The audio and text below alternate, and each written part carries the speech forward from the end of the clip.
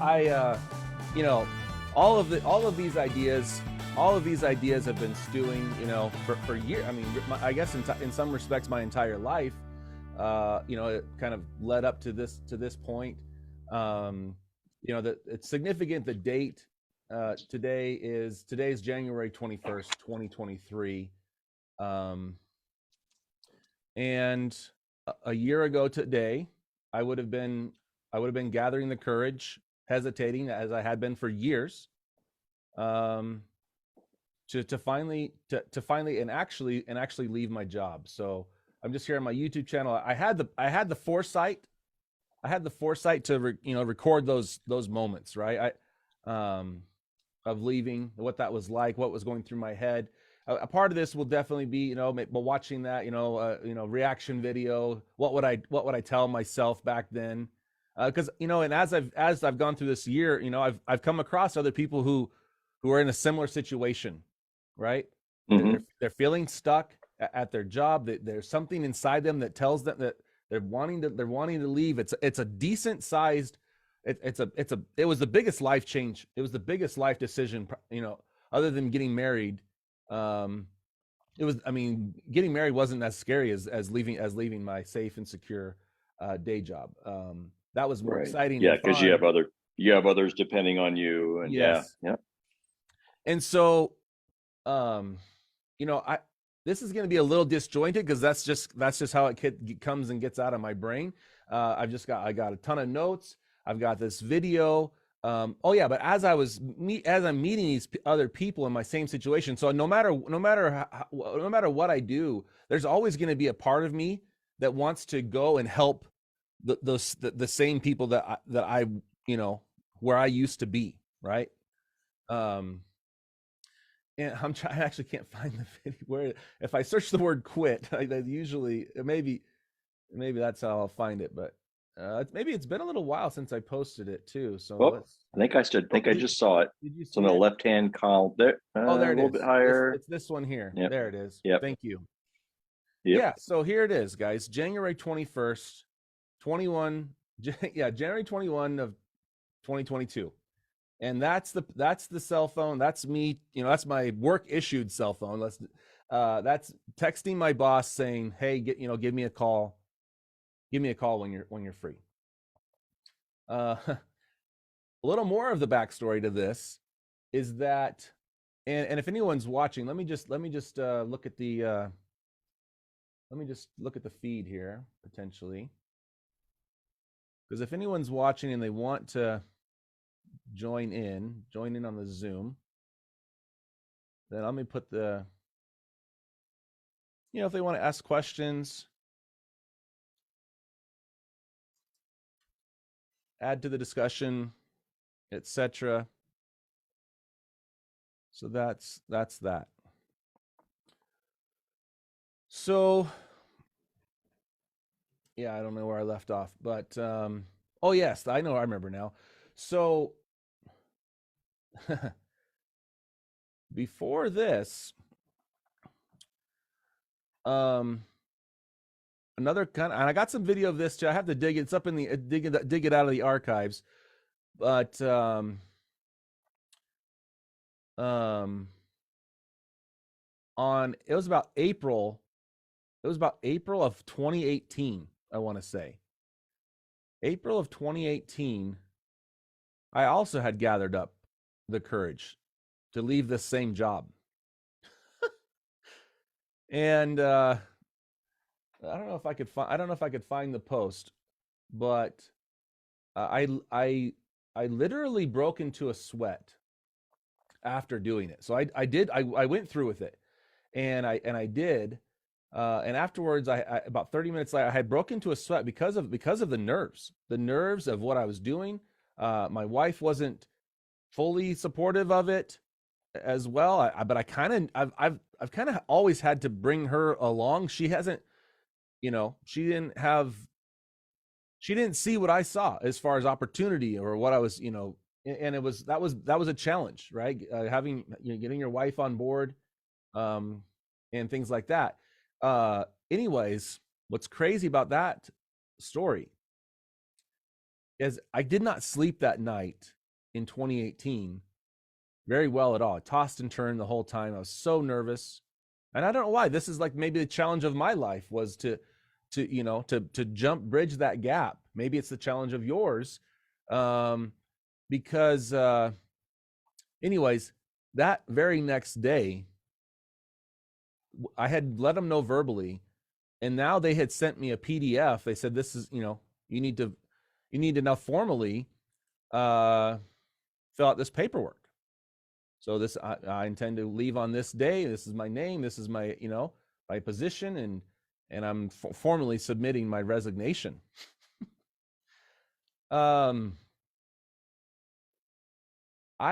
That next day back, I doubled backed, and I said, you know what? Actually, on second thought, I want to stay. On second thought, I want to stay. And they're like, okay, all right, we need to talk. What's going on here? You wanted to leave, everyone's, and now you want to stay. What's going on? And I ended up having to talk to my immediate boss, my boss's boss. Is this Trey? What's up, Trey? Welcome. I ended up talking to my boss's boss, his boss, 3 bosses up, to just discuss like what's going on. And I kind of said, hey, I'm just not, I'm bored. I'm bored at work.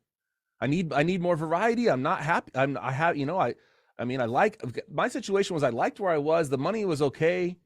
The people were great. But in the work just wasn't that engaging.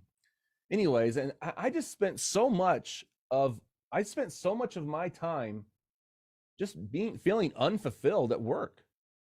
I felt like I had all the time in the world. I felt like I was a top performer, and I knew I was only working at 20% of what I had in me.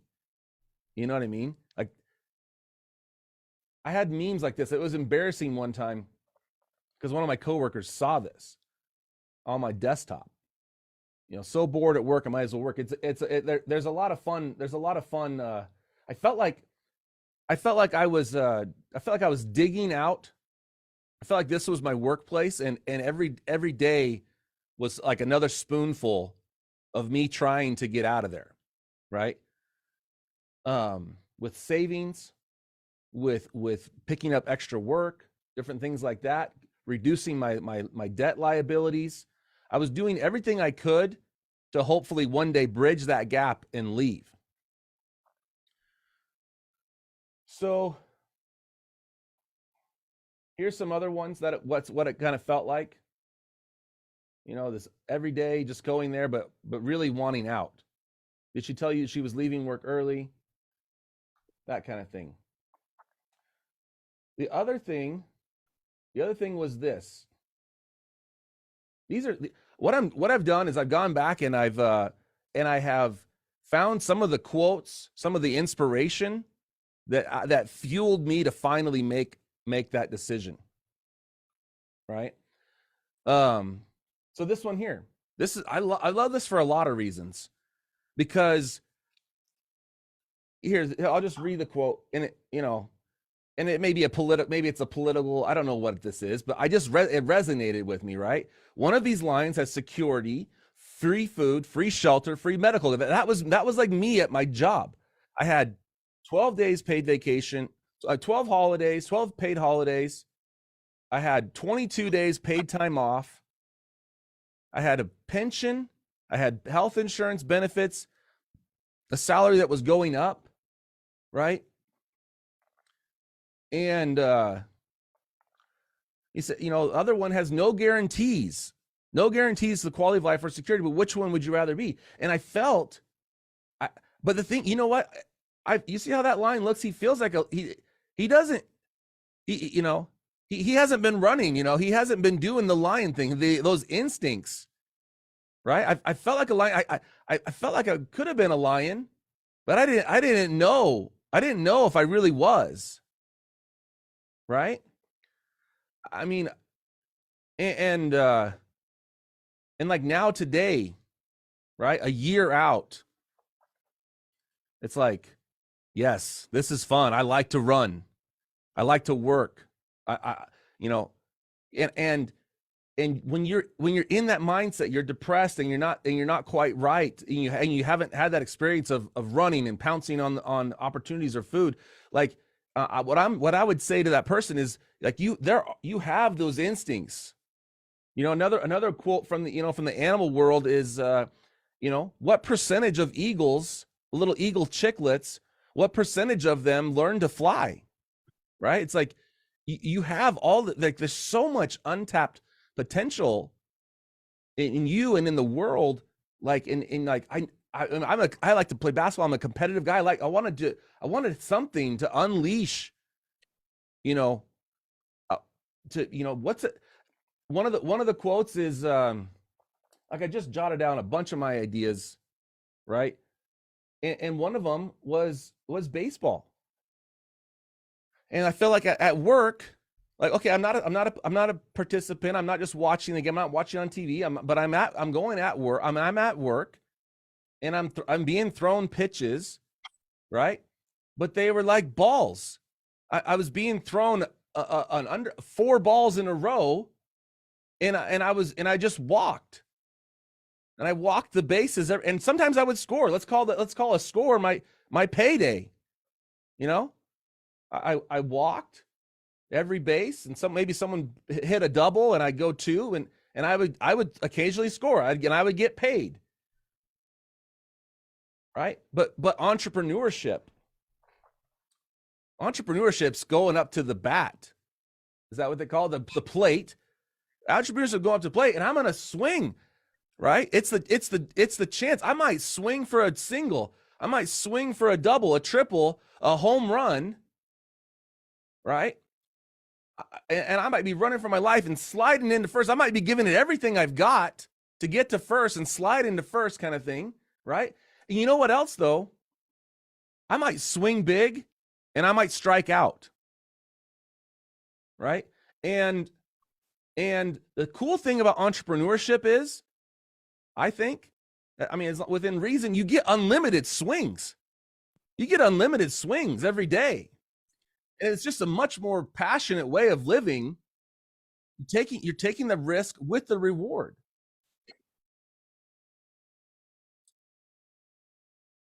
So that just, being thrown the balls, walking every day, you get paid. There was, I could go into the laundry list of reason why, I think a lot of us know that the 1% and 2% raises that you get in corporate America, that's kind of a joke. I was like, thank you for the extra Happy Meal, this year. Did that raise actually keep up with inflation, or did it not?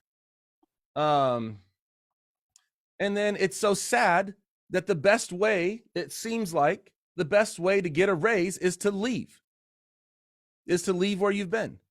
And so there's, this idea of staying somewhere that you like. You would want to do that towards the end of your career. And so if you want to go from, 70K to 90K and then 110, 120, whatever it is, then we were losing people left and right. And what's crazy is that I had been about 5-6 years at my job, and someone had just left, and some people were leaving for 60K raises, things like that. And so here I was on the precipice, knowing that I was tempted to leave and go get my 60-70K raise, but I would be doing the exact same thing that I didn't love. I'd be doing I didn't even talk about golden handcuffs, right? We all know golden handcuffs. It's so good, right? It's so good. The money's so good. The perks, whatever it is, the golden handcuffs that but you're getting paid super well, but you are locked down. You are not free. And then I don't know if I coined it, but bronze handcuffs. That's why it's like. So this is nothing, anything super special. I still feel handcuffed. These are bronze handcuffs. And so, the raises aren't there. You have to jump to leave.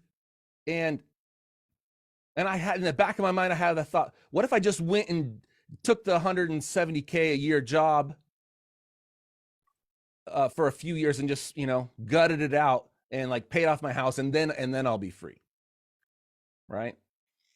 Part of this whole situation was I came across Dave Ramsey. I listened to Dave Ramsey every day while I was, getting out of college and paying off my debt. Right. He was super motivational. Paid off my car, right? Paid off my student loans. I trudged through that process. Anything I could do to increase my income or reduce my liabilities, right? So part of this had to be kind of avoiding consumerism.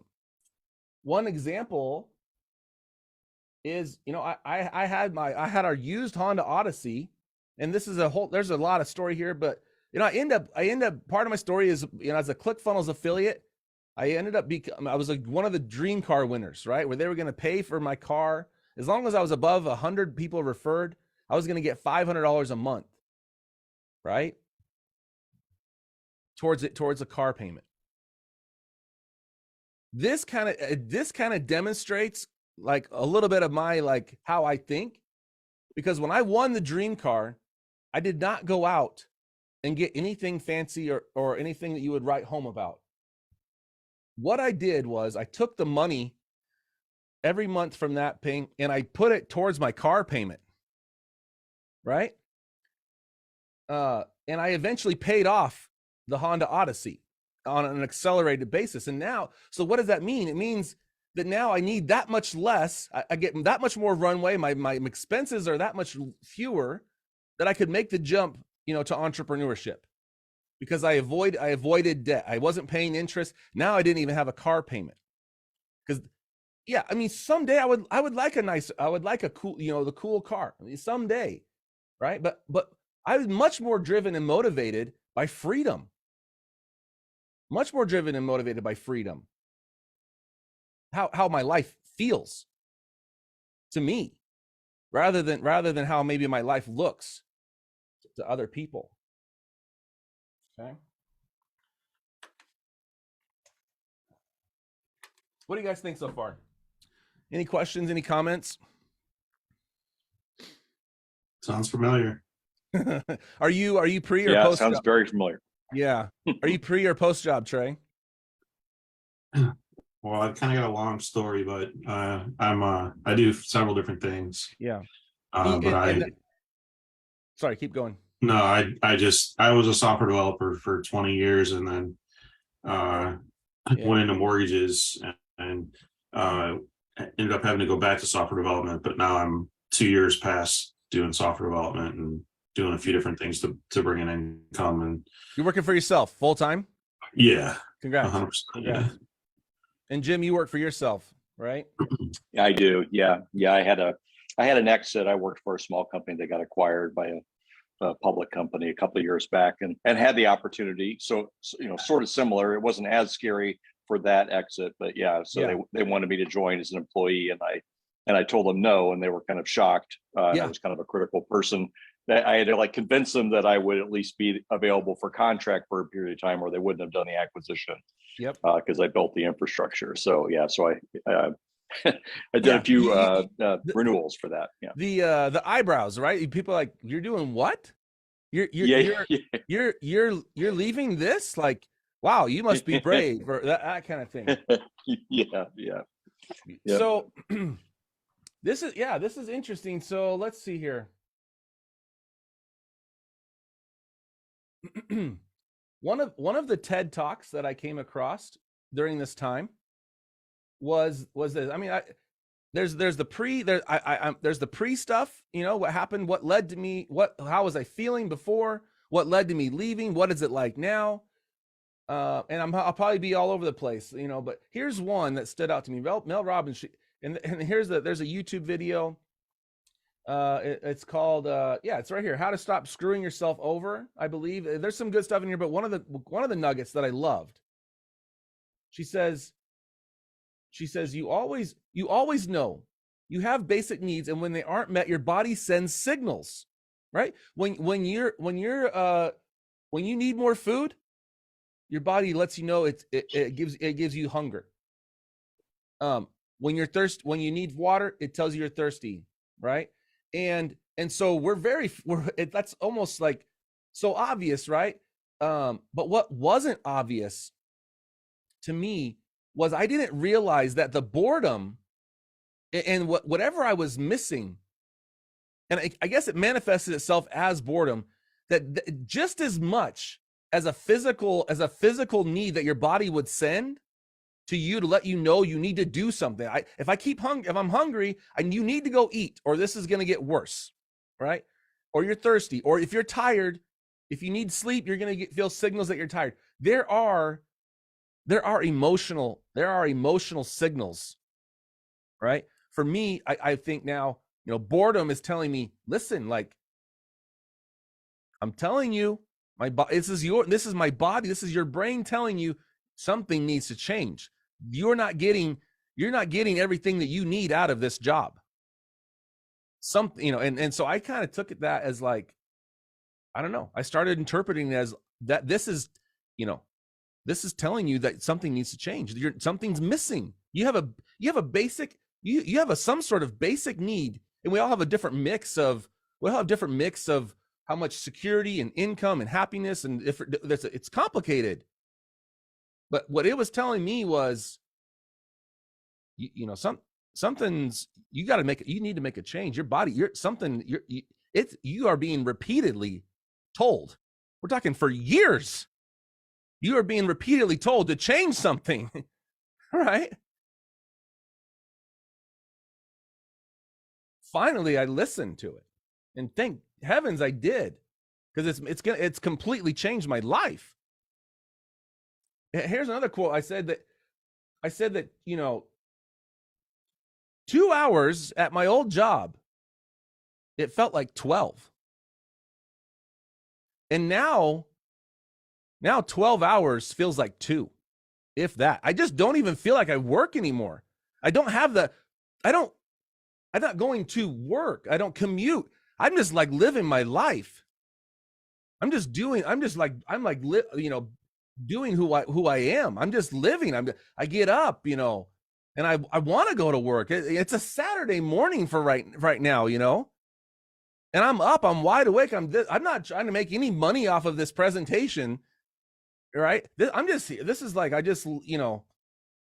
just love what I do, and I want to help people that who are like me, which from what I know, it's probably millions of people. There's millions of people feeling stuck, bored at work. They're not living up to their potential. They're not making what they could. Their lives could be vastly improved. But it's scary, and I recognize that. I recognize it. Of all people, it took me, freaking 5 years or 4, however, my entire career. I mean, I've always had like an entrepreneur type bent. I had a window cleaning business in college. I've always doing something on the side. I've been doing something on the side for my whole entire life, but I never quite. It was always a rare dollar. A steady dime is better than a rare dollar, is what the quote said. Something steady versus like, who knows when I'm going to get the dollar. It's the trade-off. It's the trade-off of a lifetime. They say that, entrepreneurs are willing to trade their freedom. Employees trade their freedom for money. Entrepreneurs trade their money for freedom. I've been super freedom driven, right? That is all I want. And so even when I left my job, right? Even when I left my job, I still could have, like, let's say I was doing programming, but I wanted to do internet marketing, digital marketing, right? I could have gone and like worked remotely, been kind of free, made a lot more money, but taken kind of like a 9 to 5, a remote 9 to 5, doing something different, doing digital marketing, what I liked, but doing that for another corporation. And it would have been better.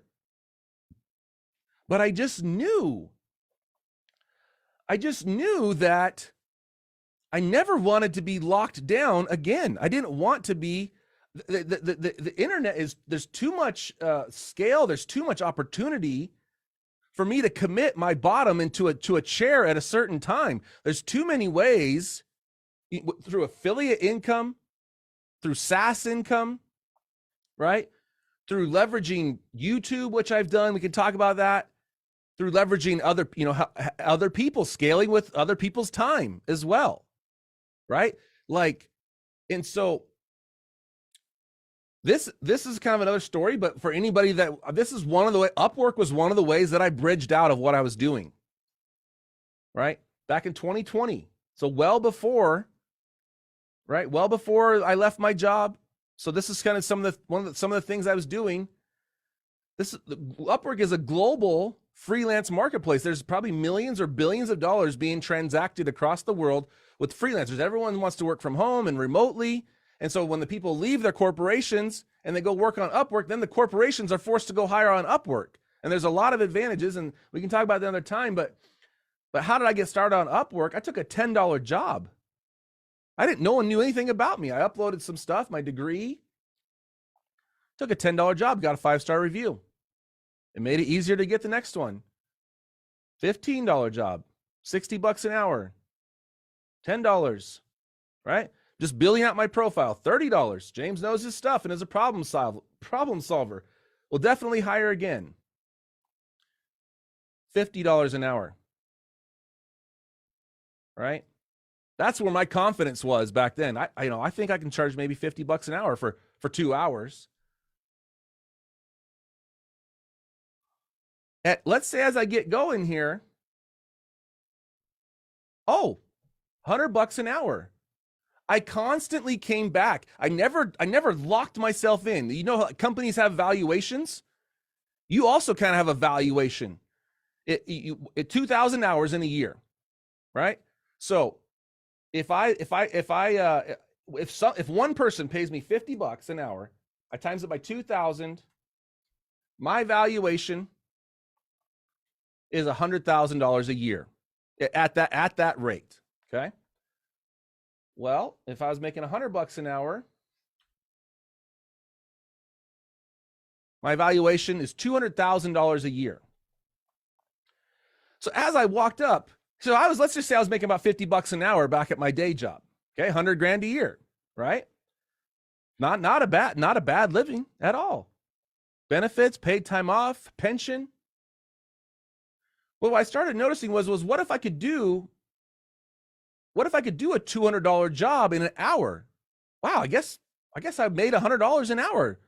And so I was able to I always kind of started, okay, am I working hourly? With this, it kind of made me always think, well, is it hourly or is it fixed price? Well, if I do a $300, I can make a better hourly rate if I say, Hal, do that for $500, then I'll knock it out in 2 hours. Wow, I guess I made $250 an hour for those 2 hours, right? And so, but imagine I come here and I get a $150 job, and this guy says, James, you are amazing. I'd like to hire you full time. Whoa, that sounds good. Whoa, $150 an hour. That's 3 times what I was making, right? That's 3 times what I was making, and I get to do the stuff I love, internet marketing. Wait. Did you say you want me from 9 to 5? A remote? Right? I had to resist that. Even after I left my job, I had to resist. That means I was going from gig to gig to gig. And I never had security the whole entire time this last year. I had a little bit of recurring from the ClickFunnels Dream Car stuff. That over the years that had gone down, right? I saw the opportunity with High Level. And you know what? Whether it's High Level or whether it's ClickFunnels, Dream Car affiliate, I always said to myself, if I even just got one of these, if I got one referral, if I got one SaaS customer, if I got one at a time and worked my butt off, I knew that the model was correct. I wanted recurring income without me being there. I always said, even if I had to do it one at a time, eventually a year, 2 years, 3 years later, I would have income coming in that I would not have to have my butt in a chair for. And that has been my modus operandi, whatever you call it, that's been my MO. I want to make money without being there. I love to work, but I want to work when I want, where I want, with who I want. Right? I love working. I just can't handle someone else telling me when and where I've got to do it. I don't know why I'm wired that way. I just am. Maybe more people are. I don't know. So I shunned.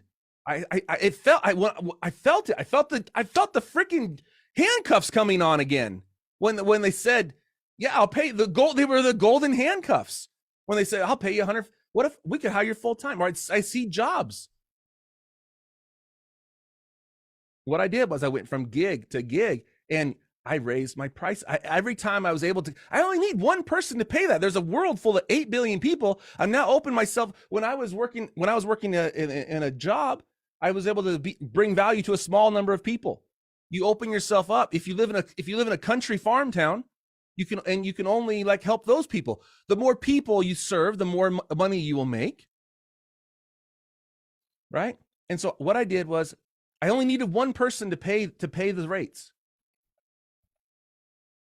Ooh, look at that. $200 an hour for 4 hours. But what I had saw, what I was continually testing is what the market would pay. Because you know what? I worked for, I got my degree, I made this much, and it didn't make sense to me. Like, wait, I've now worked for, I got my 4-year degree. Now I've worked for 4 years. Why am I not worth double? Why am I not worth triple? What is up with that? Every time I did a job, I became more valuable. Right? Why do we just exit out of school and graduate to 1%, 2% raises? Why can you not double, triple, quadruple your value to the world, especially with digital products, with leveraging things like YouTube as well? And so I just had this hunch that I wasn't done increasing my value to the world. And fast forward to today, and I'm now uploading hour-long consulting calls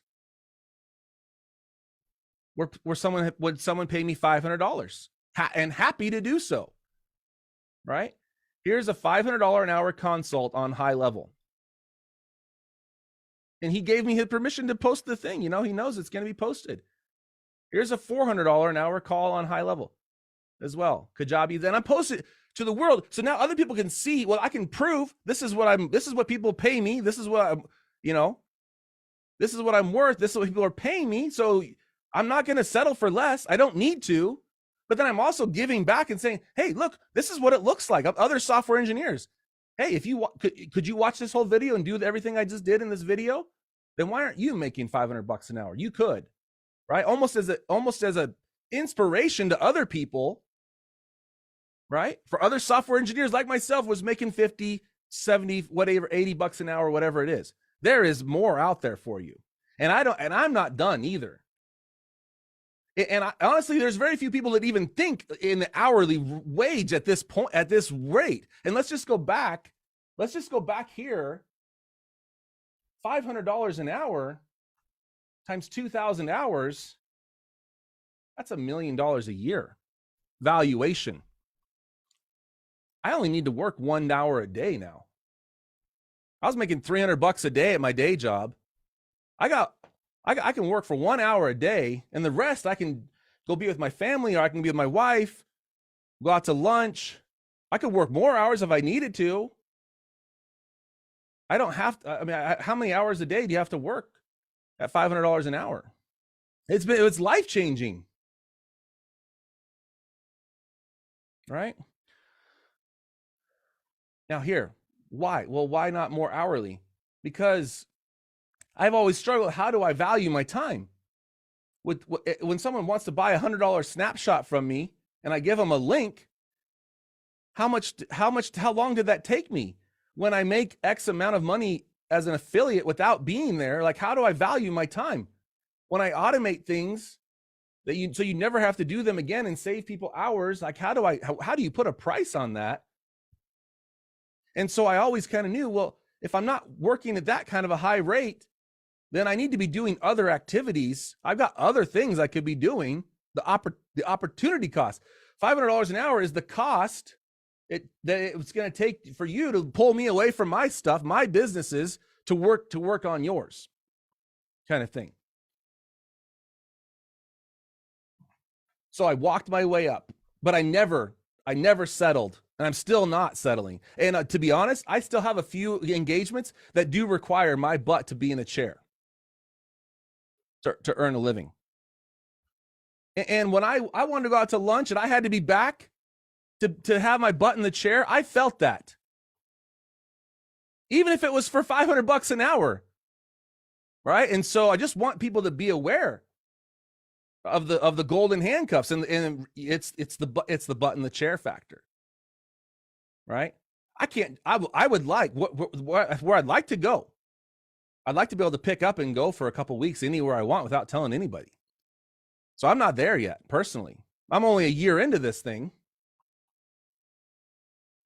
but I recognize when I have committed my future time to someone else, I feel that, right? It's okay. And I'm okay. I'm still trading a little bit of my freedom for money, right?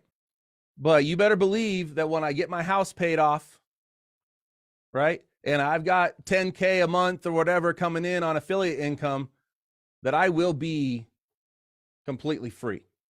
And I will still go and work 12 hours a day because I love what I do. But no one's going to tell me what that mix of work is or when to do it. Okay. All right. These are big topics here. I got a couple that will kind of put things into perspective. Let me get another drink here.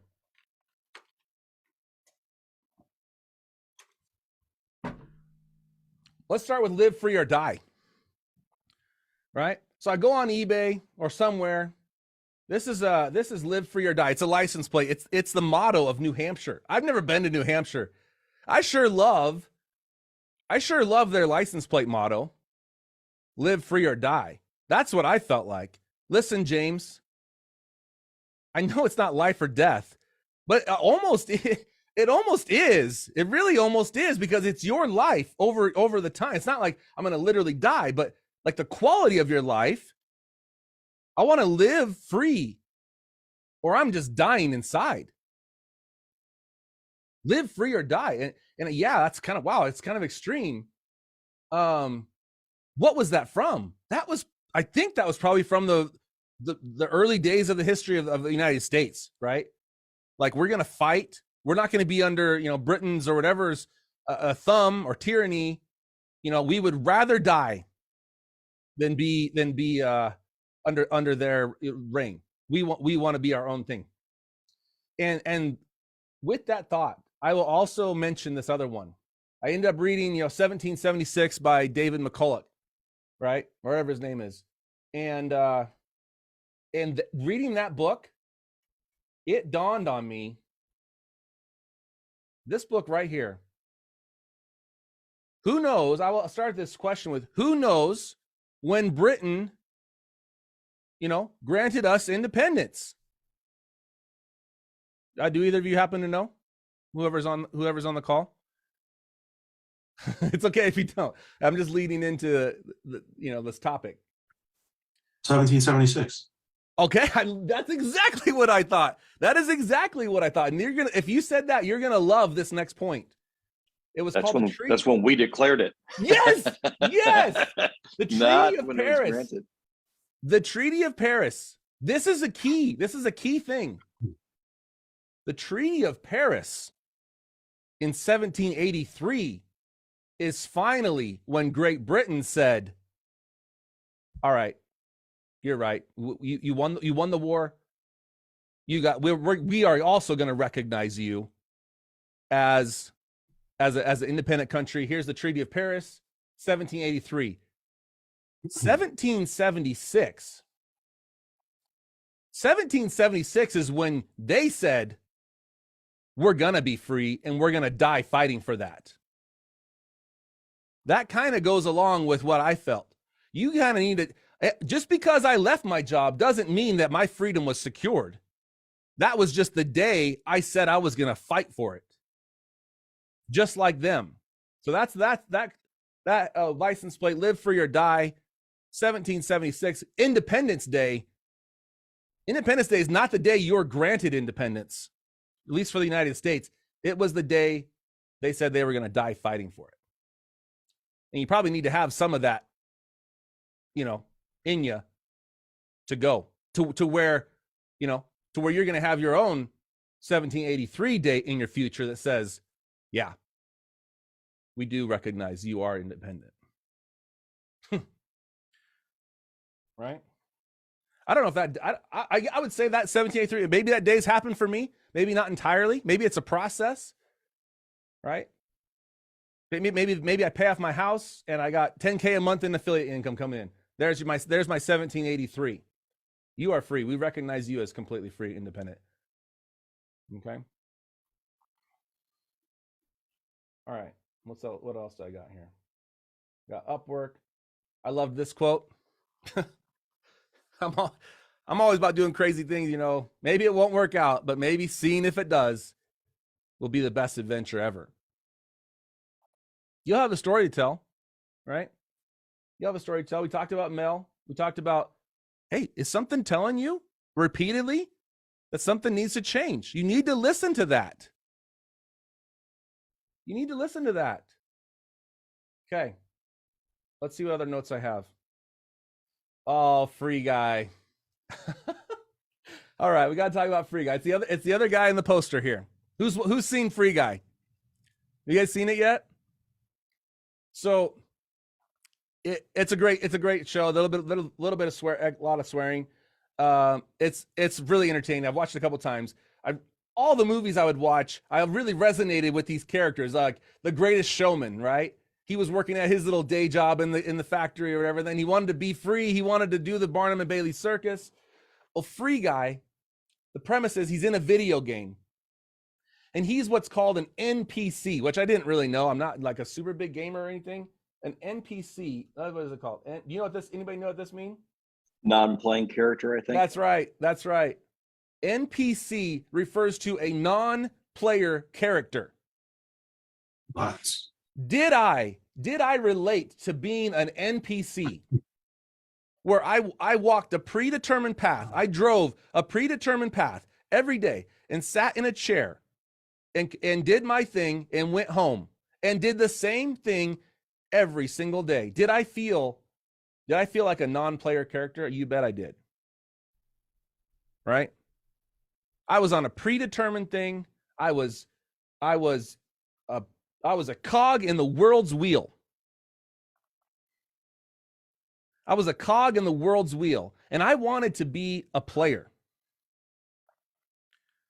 I want to do something different today. What if I want to do something different? What if I don't want to do that? Right? And so I related to Free Guy because he broke out of the game, of the constraints of the system of the world, and he became his own thing. And that's as far as I can take that analogy for now. But Free Guy, and it has to do with freedom, too. Free Guy, right? So there's that. Go watch it. We talked about baseball. Excuse me, my drink. Okay, what would I tell that guy who's about to quit his job? Excuse me. Do not underestimate your fight or flight instincts. Do not underestimate your eagle instincts, your lion instincts, right? That week that first week back, my first week being free, I was amped up. I was nervous. I was anxious. I was up at 4 a.m. because I had to get to work. Do not underestimate your ability to fight or flight and make this thing work. I believe you'll be able to do it. I think it's rare that you wouldn't. You'll rise to the occasion. Your lion instincts will kick in. You'll have time to chase the prey. You'll have time to have ideas and work. You just got to do it. You got to do it smart. But and if it is a shift from doing something that you didn't love to something that you love, you will do it for hours on end, and it will not seem like work as you're doing it. Like, so do not underestimate your ability for those instincts to come in, to kick in, for your instinct, you know, that you will work 12 hours a day to make this thing work, 16 hours a day. You'll give up your Saturdays. You'll do whatever it takes, and you'll be just fine. I believe that. I believe you'll be just fine. But what if not, right? I had the same thoughts. Okay, well, there's food pantries, right? I had a car that I could sell. I had some savings. I was willing to downsize my house. I knew I had that in the back. I had some retirement. I had things. I never had to touch really any of them. I just went from $10, $50 an hour, $75 an hour, $100 an hour. And I'm not saying, I don't know your skill set. I don't know what your abilities are. We could talk about that right now. All right. So I like to think of launching into entrepreneurship as one of those little kids' cars that you played with as a kid, and we might still do it today with our kids, where you have those cars that with the wind up motor, and you pull it back a little bit, and you let it go, and it goes a few feet. You pull it back a lot, you let it go, and it goes halfway across the kitchen floor. Right? How do you know what's the most you can pull it back? Anybody know? It clicks. It clicks. Yes, it clicks. Right. And so you pull it back and it clicks. And that's when you let it go. Right. For me, I probably went like this. Click, click, click, click, click, click, click, click, click, click, click, click, click. You're ready. Like, you could be ready. And I realize that now I'm like, pew! You know, I may be over prepared. So you get to choose. I would just say, so that your time in the corporate world is not all for naught. It wasn't wasted. I'm kind of like, do I regret? Was that 5 years of my life? I wish I would have done that sooner. Well, I don't know. Right? Because I'm using the knowledge I gained in the corporate world. I'm using today. Right? I started out as a window cleaner. Maybe I'm this free entrepreneur, a window cleaner. I was going to say, like, had I pulled back the car just a little bit, then maybe I would be the successful window cleaning company owner in Utah. Maybe I'd have 2 trucks, maybe 4 trucks, maybe 8 guys, 10 guys still cleaning windows, because I pulled my car back a little bit. I'm free, I'm happy, right? I went and worked a lot of different places. I got a lot of different experiences. I started a lot of different things. I put in my time. I'm 40 years old. Click, click, click, click, click, click, click.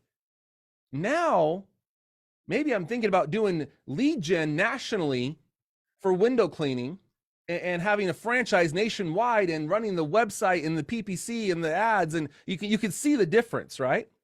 For me, I was doing tech support. Now I've built a business, and it's not. This isn't guaranteed. This is just a domain name and a dream. mytechsupport.com. Tech support for the world. I pulled my thing back. I have the experience now, and the foresight, the vision, whatever it is, to now build a global on-demand 24/7 tech support company. Like, that's the thing I was able to come up with now. So don't regret the time spent. I mean, maybe, yeah, a little bit. I do, but just know when you're letting go of your car to launch, and the trade-offs there. So, okay. competitive sports. I love swinging. Don't you just love swinging for it? Giving it everything you got versus like just, yeah, oh, I got my award, doing 10% of, you know. I was like, no wonder I was bored. No wonder I was bored. Here I am doing this thing, and I had like the capacity. I had the capacity to do so much more. The drive to do so much more. No wonder I was bored. You were meant for more. I was meant for more. You were meant for more. That's what you're feeling. But you got to do something. And this took me years. How can we condense that? How can we condense that, right? I mean, there's practical things like, well, health insurance. And sometimes you have these questions. You need to like go and talk to people. People have done this. You're not the first one to quit your job. Surprise. In fact, throughout most of the world's history, we were all self-employed, right? And the security of insurance and pensions and all these things, like, you know, really, we're all out here, you know, naked on the earth, and none of that stuff. I mean, I recommend getting health insurance, of course, but you know, life is a risk, as it is, and you'd probably be happier and less likely to die of, I don't know, depression or other thing. You know, when you're depressed, the whole thing, their whole system is, you know, you'd be sick more often. I wonder why? Because you get the day off. You get paid sick leave. You know? Of course you're sick. You don't want to be there. Dang.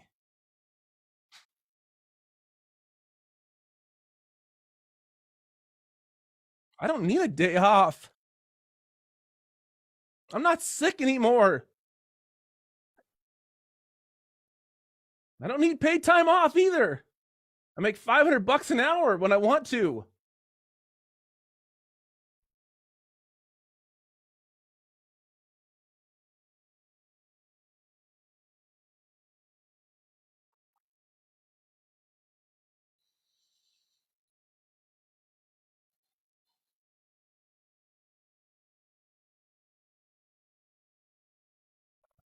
But I definitely relate. I relate to how I felt.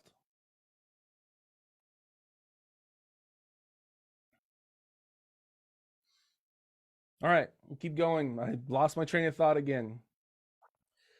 I had lunch with a friend yesterday. He says my content's gotten better since I left my job. I was like, I hope so. I do this for a living now. I'm doing this every day. You're gonna get better. You're gonna get better. Record everything, publish a lot of things. I do twice as much work. As I meet with people, I'm recording it. I turn everything I'm doing, whether it's for myself or others, I'm trying to turn it into content. I have a dinky little YouTube channel. It's embarrassing. It's not even monetized. I'm still not even monetized yet. I have 178 videos with 1.78 subscribers. That means every video I put out, I only get 10 subscribers. I've been at this since 2018.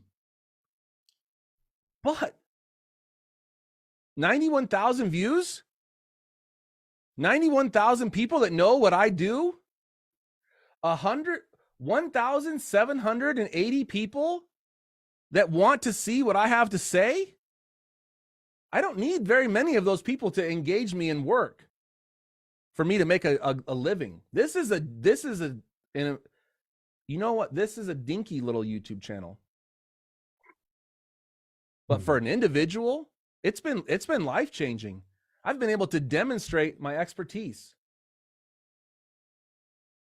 I've been able to help a lot of people, thousands of people. And I still get videos with 19 views. That's an embarrassment in YouTube world. I don't have millions of views, but the philosophy is true. It's solid. It's scale. The work that I do scales. I've increased my value to the world through this. And this is all a gift. A lot of it. This is just free value. I'll tell you what, I have an interesting mix. I believe every entrepreneur has a certain mix of sell versus give. Right? How much are we selling you? How much am I giving you? I believe I have a very, very high mix of give. I don't know what my ratio is. Let's just say I am 90% give. I'm probably 95 or 99% give. I just don't like selling people. I like making money. I like helping people. Right? I'm an interesting mix of I would work for free and help almost anyone. But how am I also the $500, $600 an hour guy? I'm the same guy. It depends on if you're asking for my time or another thing. Another breakthrough I had recently with generosity in business is I can be extremely generous with my past work, with my past time, my past info products. What I am less generous on would be my time going forward. Give it away. I've given away so much stuff. People love me for it. They can't believe it because I literally could charge for it. Right? And you helped them so much and they just, I love that. That's where I want to live. That's where I want to be is, dude, James, you have helped me so much. Like, can I use your affiliate link? James, like you helped me, like I want to support you. I think that's how business should feel. So I don't know. See what your mix is on give versus sell. I like a life of a lot of giving and not too much selling. But I live in the same world you do. I got bills. We got to sell a little bit. Right? When you go and work online, you get a tap into the global economy where billions of dollars are moving around. Right? You don't need too much. You don't need too much to make a nice living. And I've thought about this. Okay, great. Now you're making 10K a month passively, whatever. Now what? Okay, your whole life's focus was to be free and make a lot of money. Okay. Well, now what? I'm not even a millionaire or anything like that.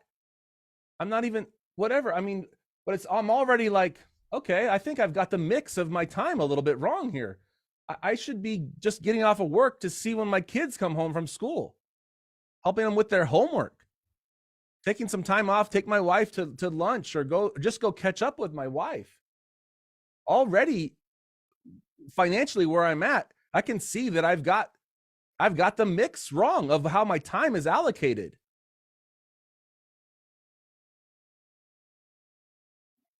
Richest man in the graveyard? Like, who cares? Like, and so there's another book. It's called How Will You Measure Your Life? Oh, Amazon. I spelled Amazon wrong. How will you measure your life? This guy went to Harvard. How will you measure your life? He went to Harvard, and everyone's all the classmates, they were destined for greatness. And they had their reunions 5 years out, 10 years out, 20 years out. And as time went on, there was drug use. There was divorce. One of the guys was the Enron scandal guy. And he's like, they didn't set out with these things. These were unintended consequences. And so there's this idea of a Pyrrhic victory. I don't even really know the backstory behind this. I'd have to look it up and research it myself. But it's like a very costly victory where the losses outweigh the gain. I had 100,000 people in my army and we beat them, but like we lost 80% of our guys. Like, yeah, we won, but we lost. And so I am conscious of this fact. I don't want to win the business world at the cost of what is most precious, right? Which is your friends and family, the way you treat people, right? I recently, my son did drown. My son was underwater for probably 40 seconds on December 30th of last year. Yesterday, I went and finally watched the footage. That changes someone, and I can't give you that feeling. I'll probably lose the feeling over time too, because he's a snot. I love the kid, but but this is what's most important: friends, family, relationships. We know that, right? But here, what he says is, you know what? You get that high, you get that hit when you make that sale, and you get that feedback and the compliments. With kids and family, you get mouthing off, you get disobedience, you get behavioral problems, and none of that's fun. And you get them saying, "I hate you," and you don't get the payoff on that for years down the road. Do you have the grandkids, and they're contributing members to society, and they're living a good life? The payoff on that is way down the road, but you have to believe me that that's how you'll measure your life.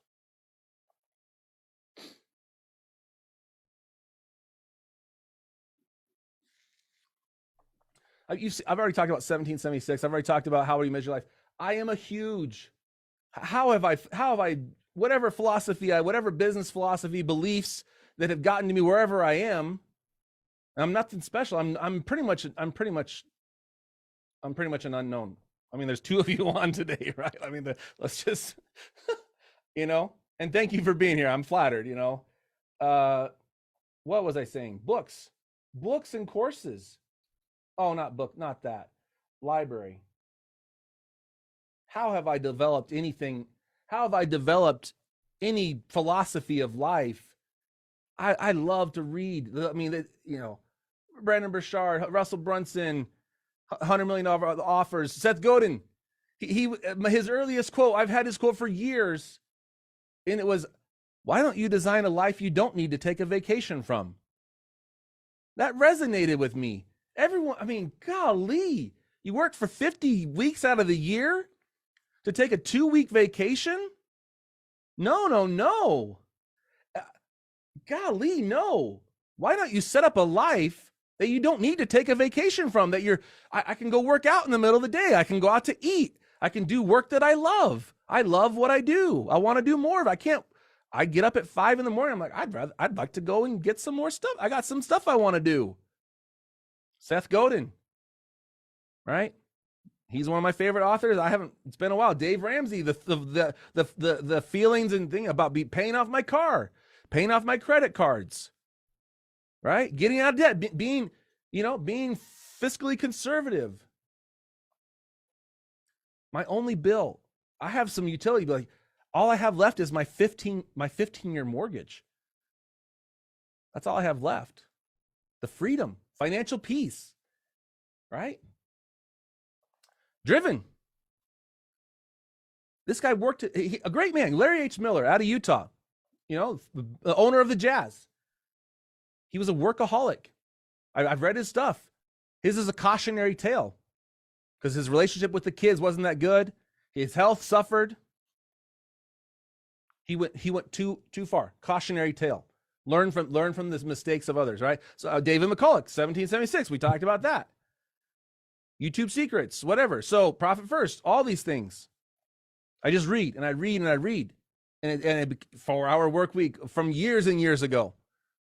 I wonder where that idea came from. But I don't want to work 40 hours a week. I want to work 80. Right? Rhinoceros success. Again, you're an eagle. Be a rhinoceros. Charge. An eagle, a lion, a rhinoceros, a great little book. Okay? So there's lots of books here. Same thing as well. I have spent thousands on digital courses as well. Right? Digital Gangster, Affiliate Secrets, Local Marketing Vault, One Funnel Away Challenge, SEO, YouTube. I am constantly reinvesting, right? Constantly.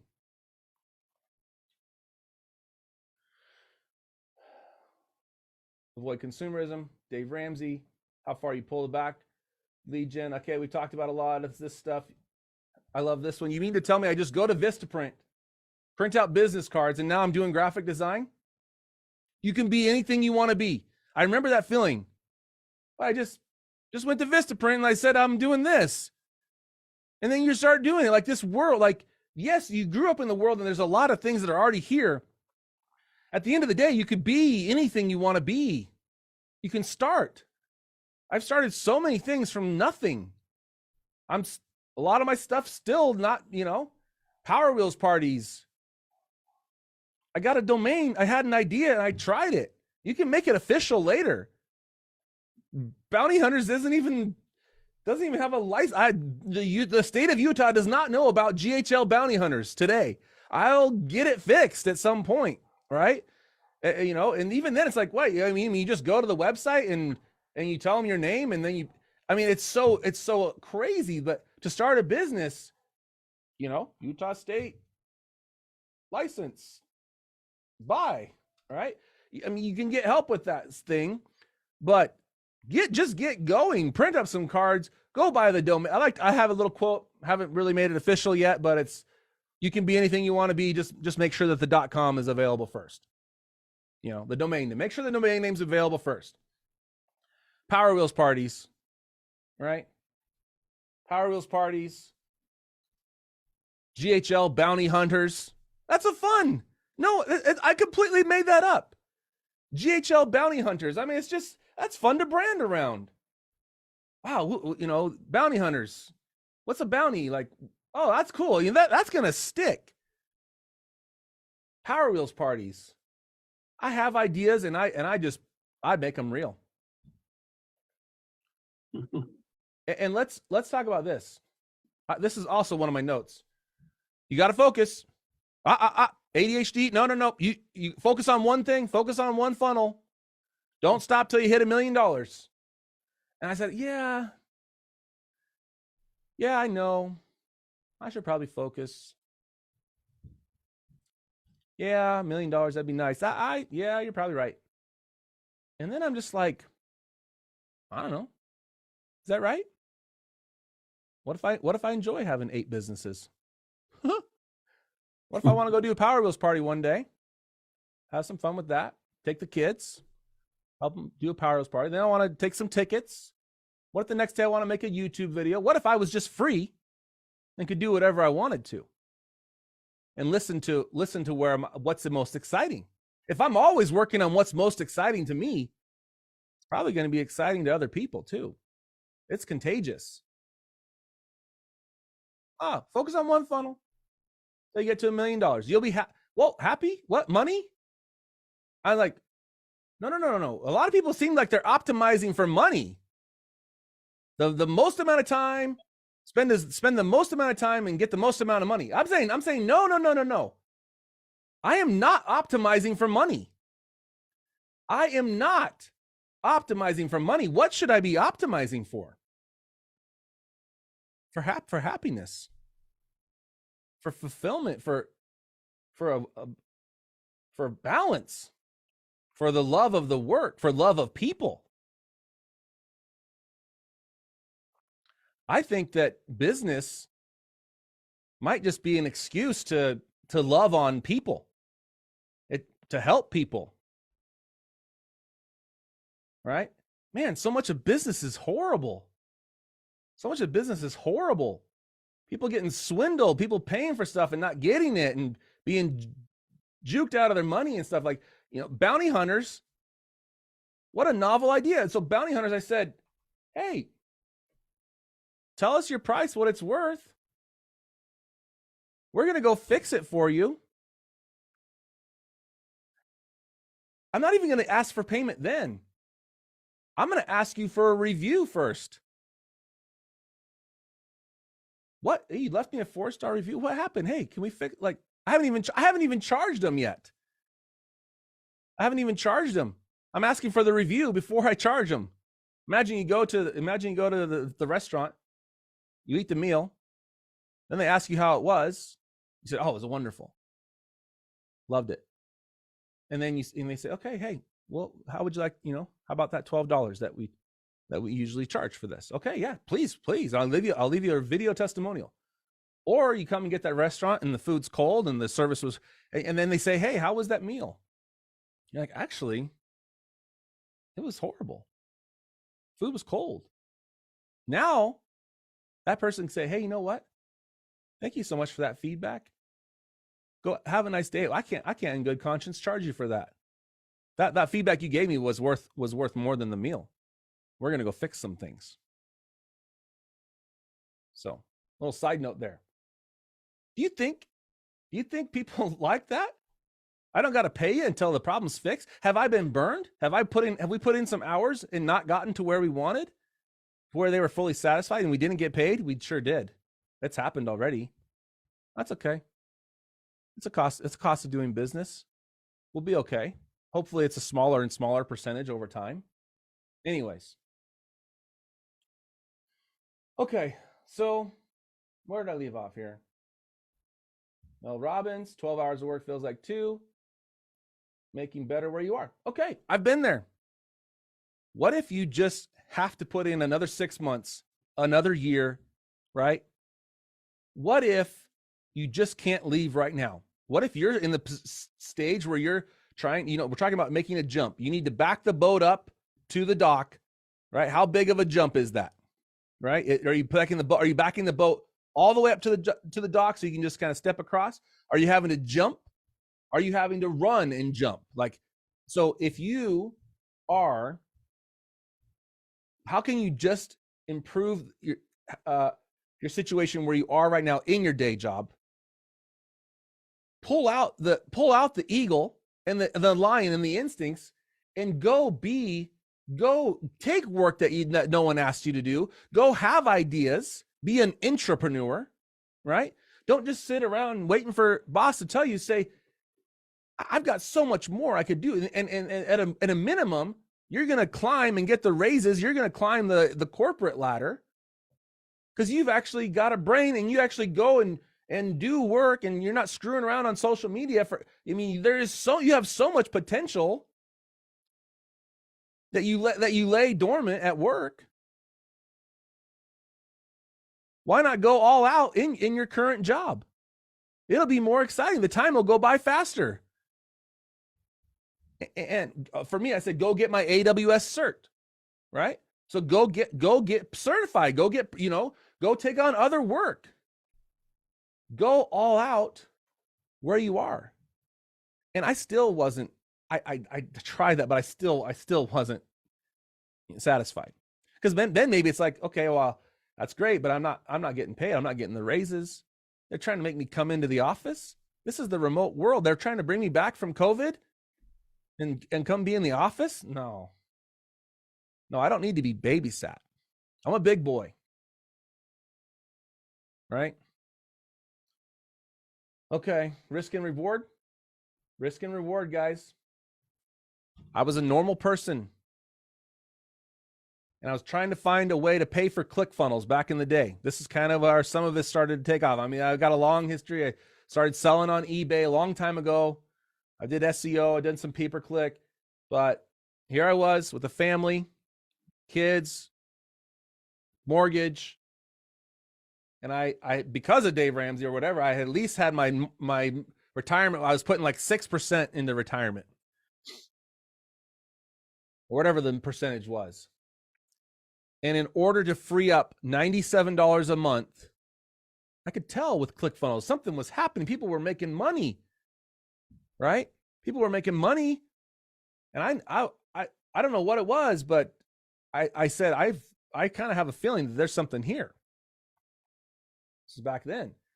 I dialed back. I went into my retirement account and I changed the allocation. 6% to 5%. Boom. $200 a month extra now going into that my wife didn't know about. I hate to say it, but she would have said no. She would have said no to most of my stuff. She didn't want me buying the trailer for the Power Wheels party. She couldn't believe her mind when I bought $500 of batteries to do parties. $500. That's a big chunk of change for an average family in a month. But she didn't understand. I was going to be charging $200 an hour for a party. All of a sudden, $500 an hour or $500 in batteries doesn't seem to be like such a big deal. Okay, I forgot what I was talking about. But what was I talking about? Oh yeah, this. I dialed back my retirement. I paid for ClickFunnels, started learning the software. I was already a tech guy, started helping people out in exchange for using my affiliate link. It's the same old story, helping people out in exchange for using my affiliate link. Novel idea. Okay. I bet on myself. What about this pension? I had a pension at my last job. That's a dying breed, right? Was I really going to walk away from my pension? Safety and security?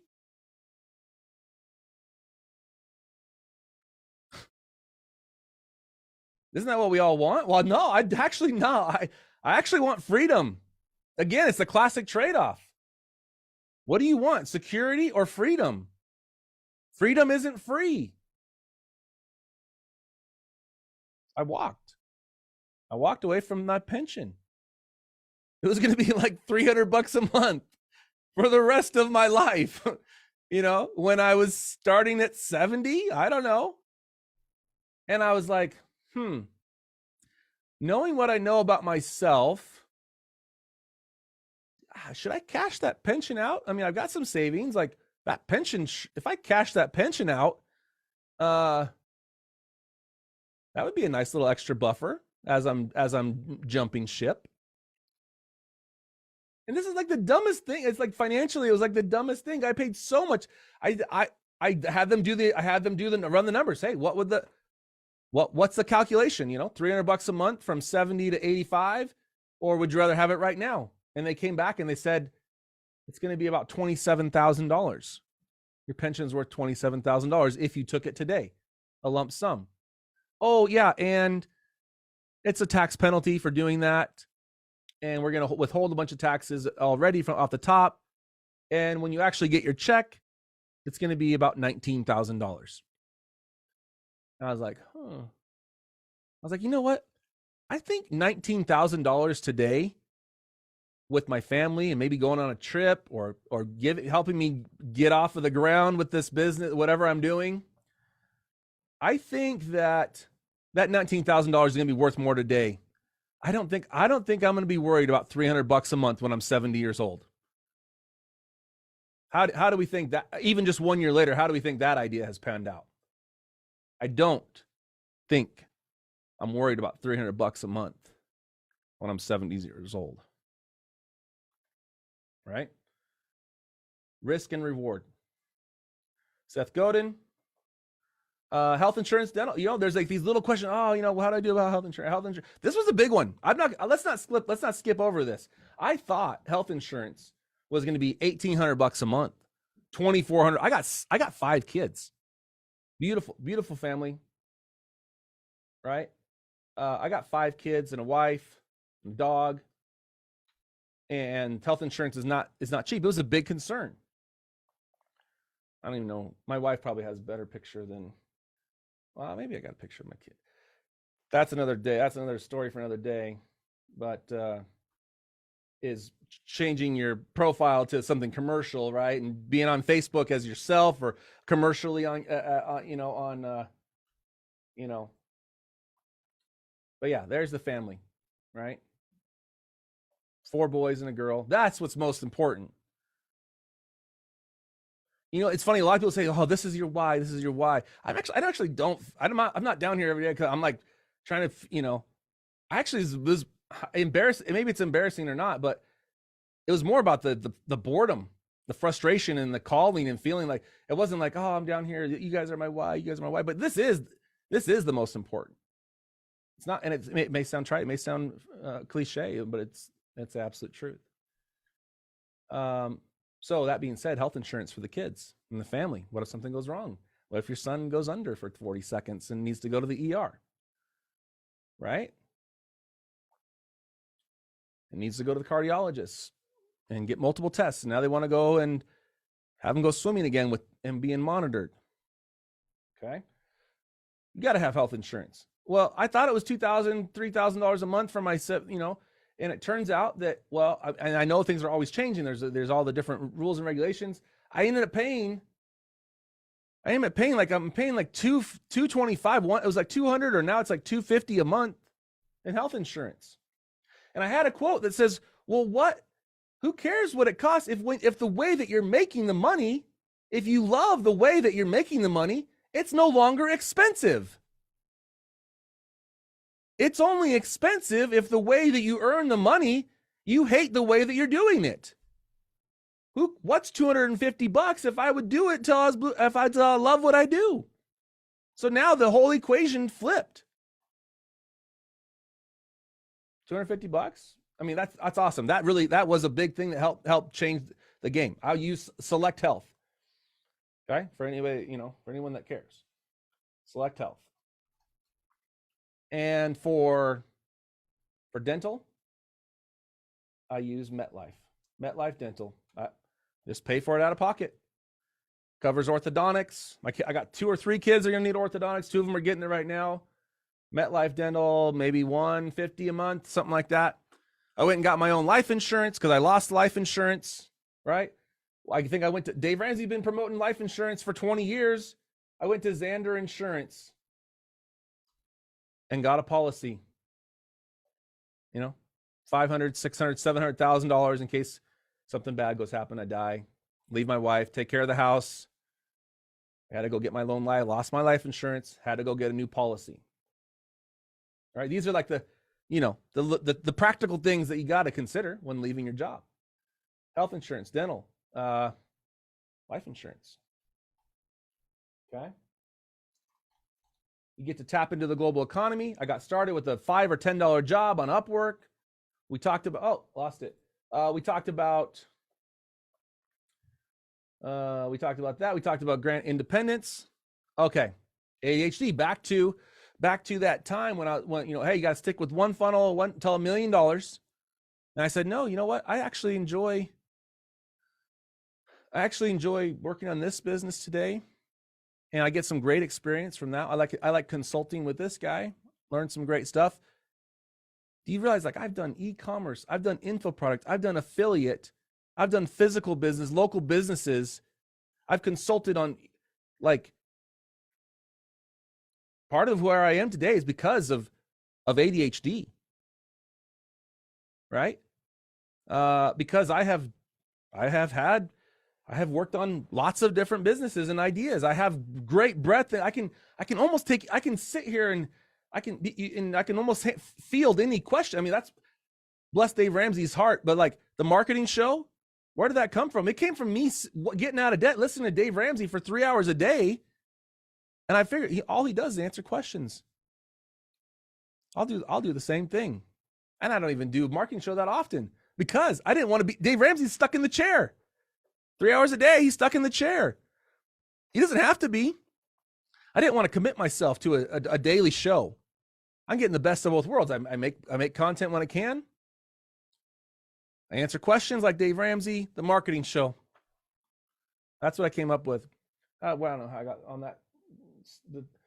ADHD, yeah. So anyways, you guys. Oh, dear. So where did it go? I got to tell you something. Oh, my goodness. I got to stop touching stuff. So here's the thing. My success wasn't guaranteed. I wasn't scaling like I was. My YouTube channel has gone from 500 subscribers. It's basically tripled. Okay.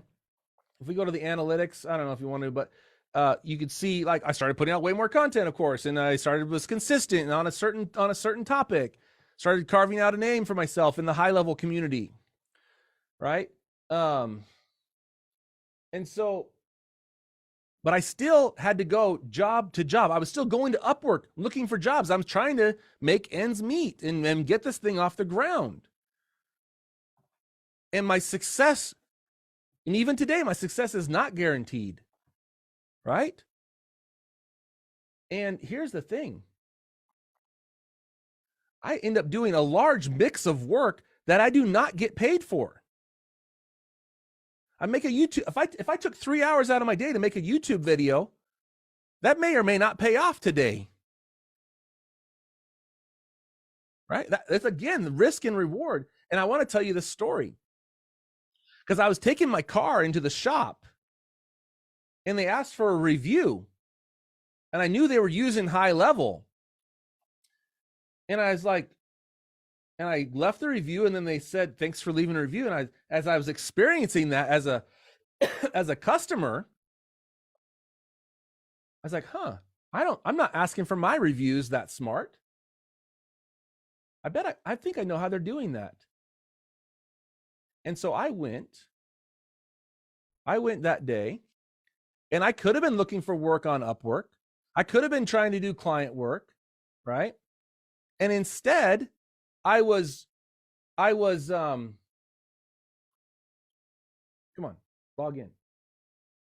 And instead, I was having my ADHD moment, and I was off fooling around. I was having fun that day, right? I was on what would you call it? I don't know, what would you call it? Just a second, I got to put the code in here. I was off on a hunch. I was back in the lab trying to figure something out, which is what I do on my YouTube channel, right? So I'm over here and I spent the day tinkering, doing what I'm good at, trying to figure stuff out. And I scolded myself that day. Like, dang you, James.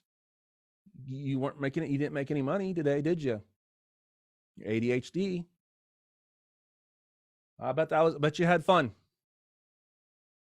Bet you had fun figuring out how to do those reviews like that, like when you took your car in, right? Let's see if I can find it. I don't know if this is probably not it. Let's see, where's it going to, where is it going to be? I got to think where that's going to be at. I know I got one in, where am I asking for reviews?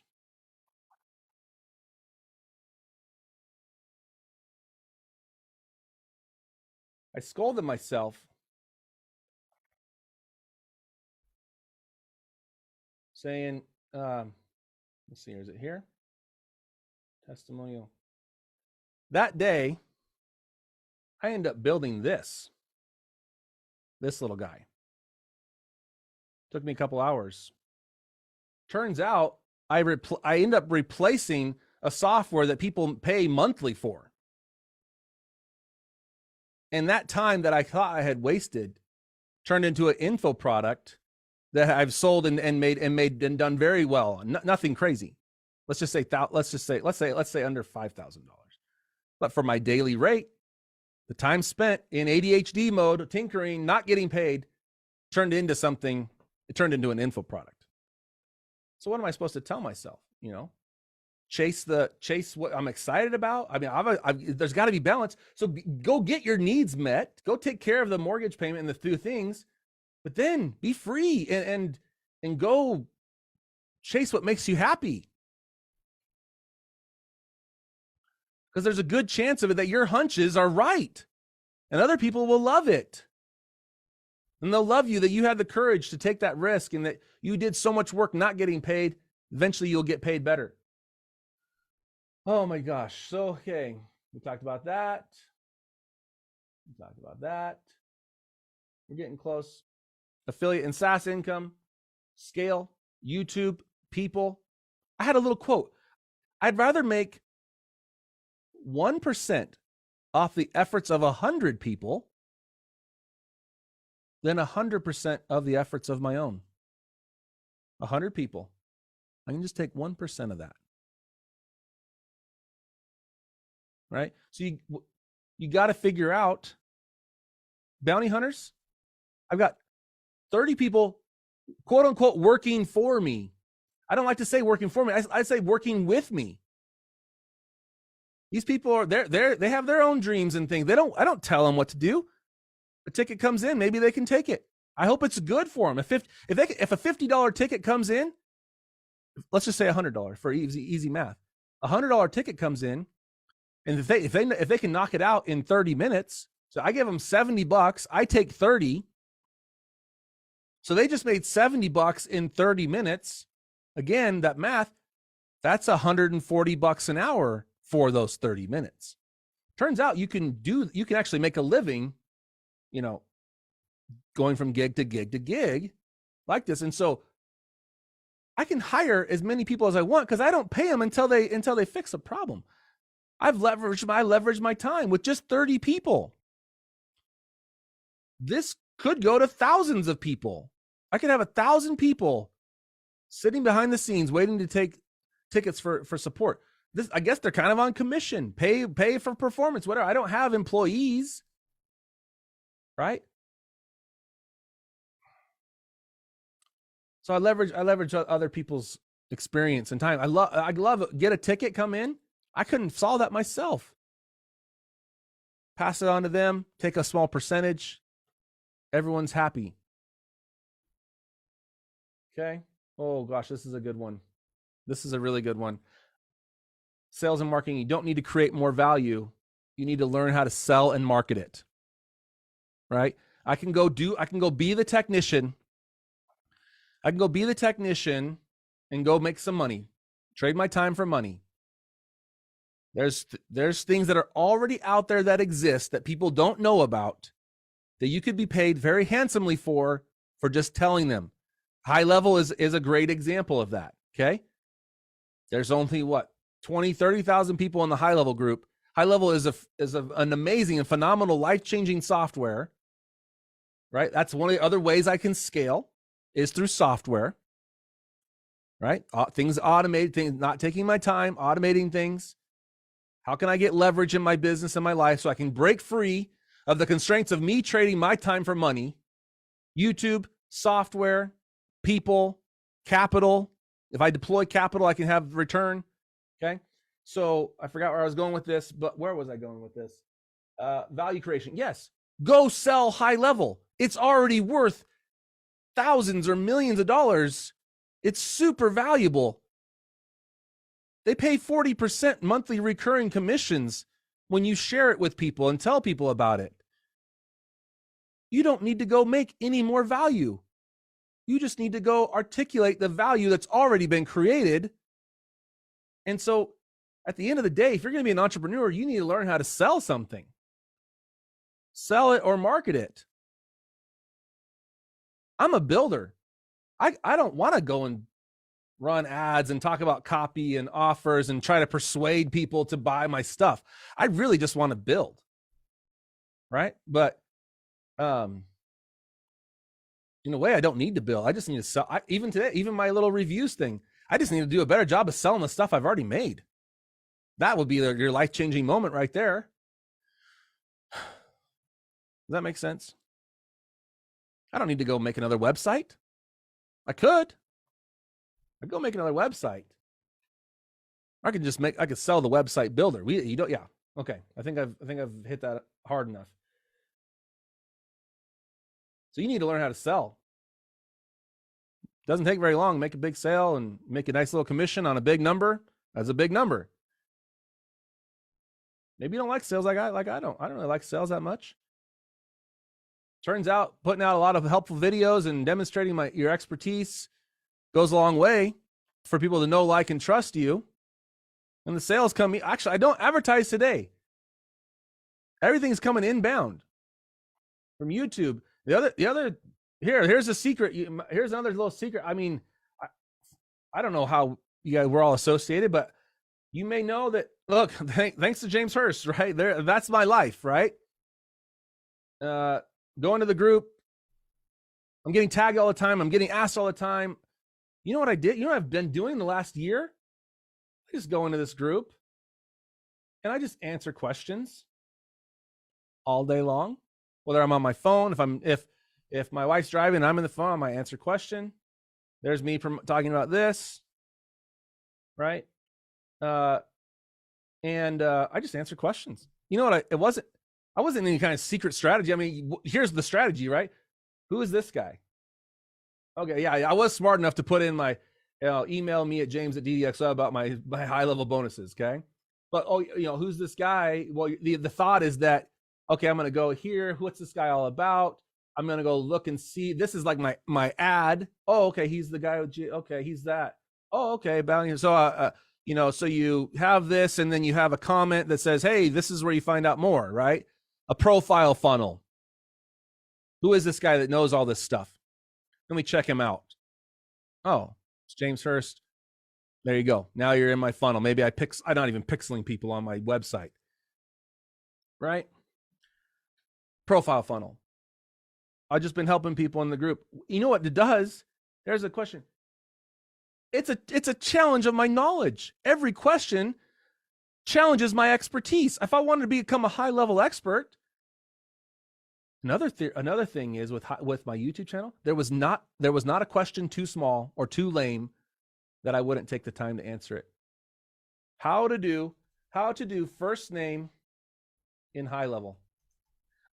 No one was born knowing anything. How to do thank you first name on a thank you page in high level. 2.5 minutes long.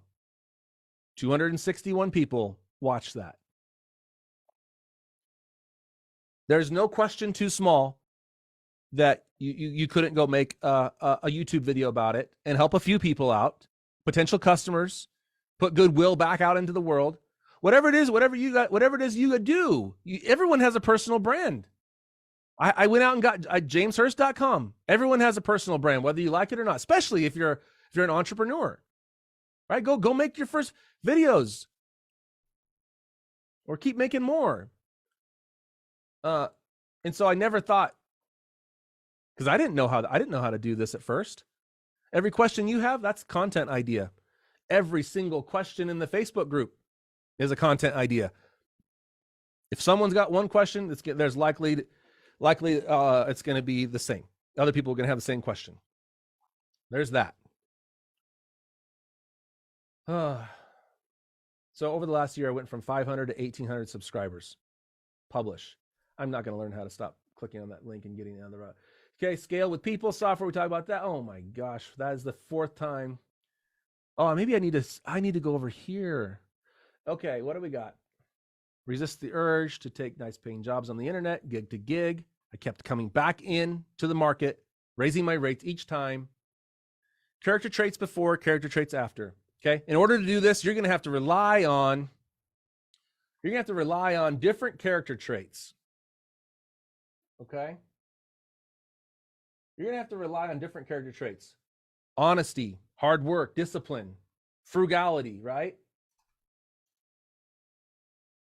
This is a side project, 366 character traits. Action taker, affectionate, agreeable, aligned, ambitious, amiable, amazing, awesome, accountable, attentive, responsible, reliable, dependable, focused. Character, right? I actually think I got about a couple hundred of these that you can rely on to do. Entrepreneurship is one of the greatest self-development programs out there. To grow as an individual, to risk and reward, and to grow, be a public speaker, all that kind of stuff, right?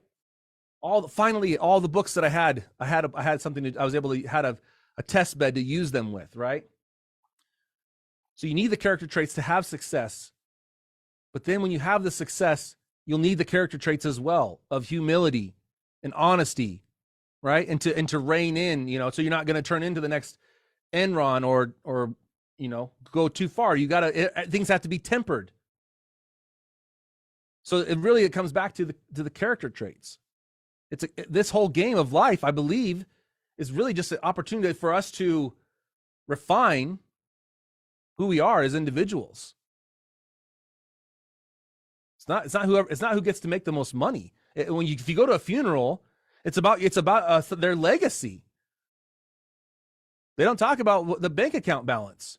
They talk about the legacy of usually their kids, the kids and the grandkids, how you helped someone else out, the nice things that you did for someone else that only they knew about, and then they finally share, and you find out that Wow, he's been doing that. He's been doing that in private his whole life.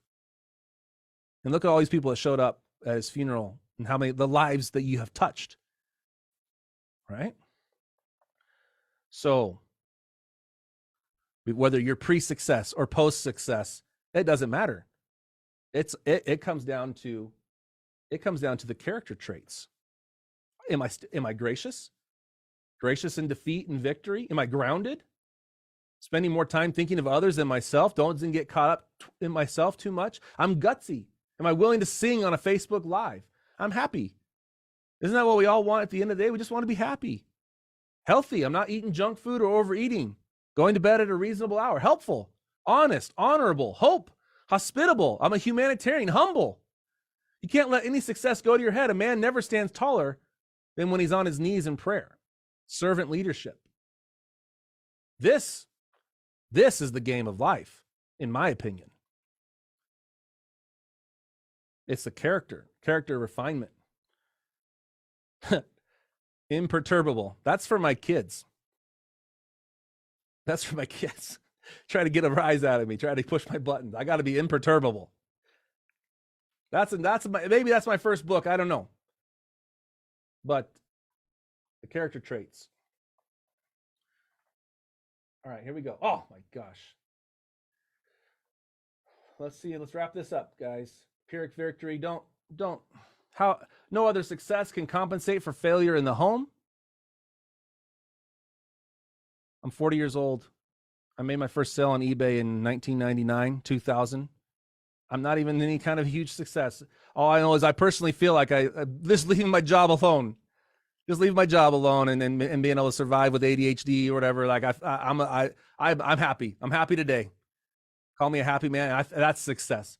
I'm not any kind of millionaire. I'm not any kind of book, author. I got 20 years. I got 40 years left to go from here. Right?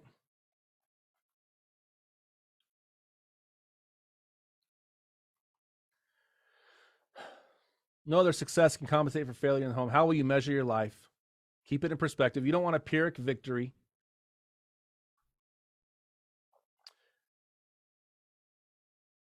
Daily marriage agenda. All right. Some of us here, all of us men, maybe married, maybe not.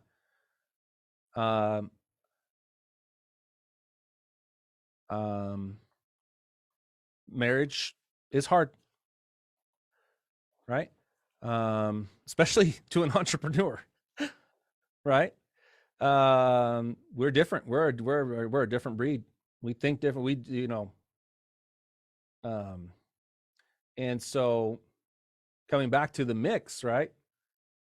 The character traits of good husband and good father, the more important things. My relationship with my wife needs to be paramount, more important than any ticket, any business. If I finally have reached some financial success and I had sacrificed our relationship to do it, you better believe I better be making up for some lost time, because I had things out of whack. They were out of order.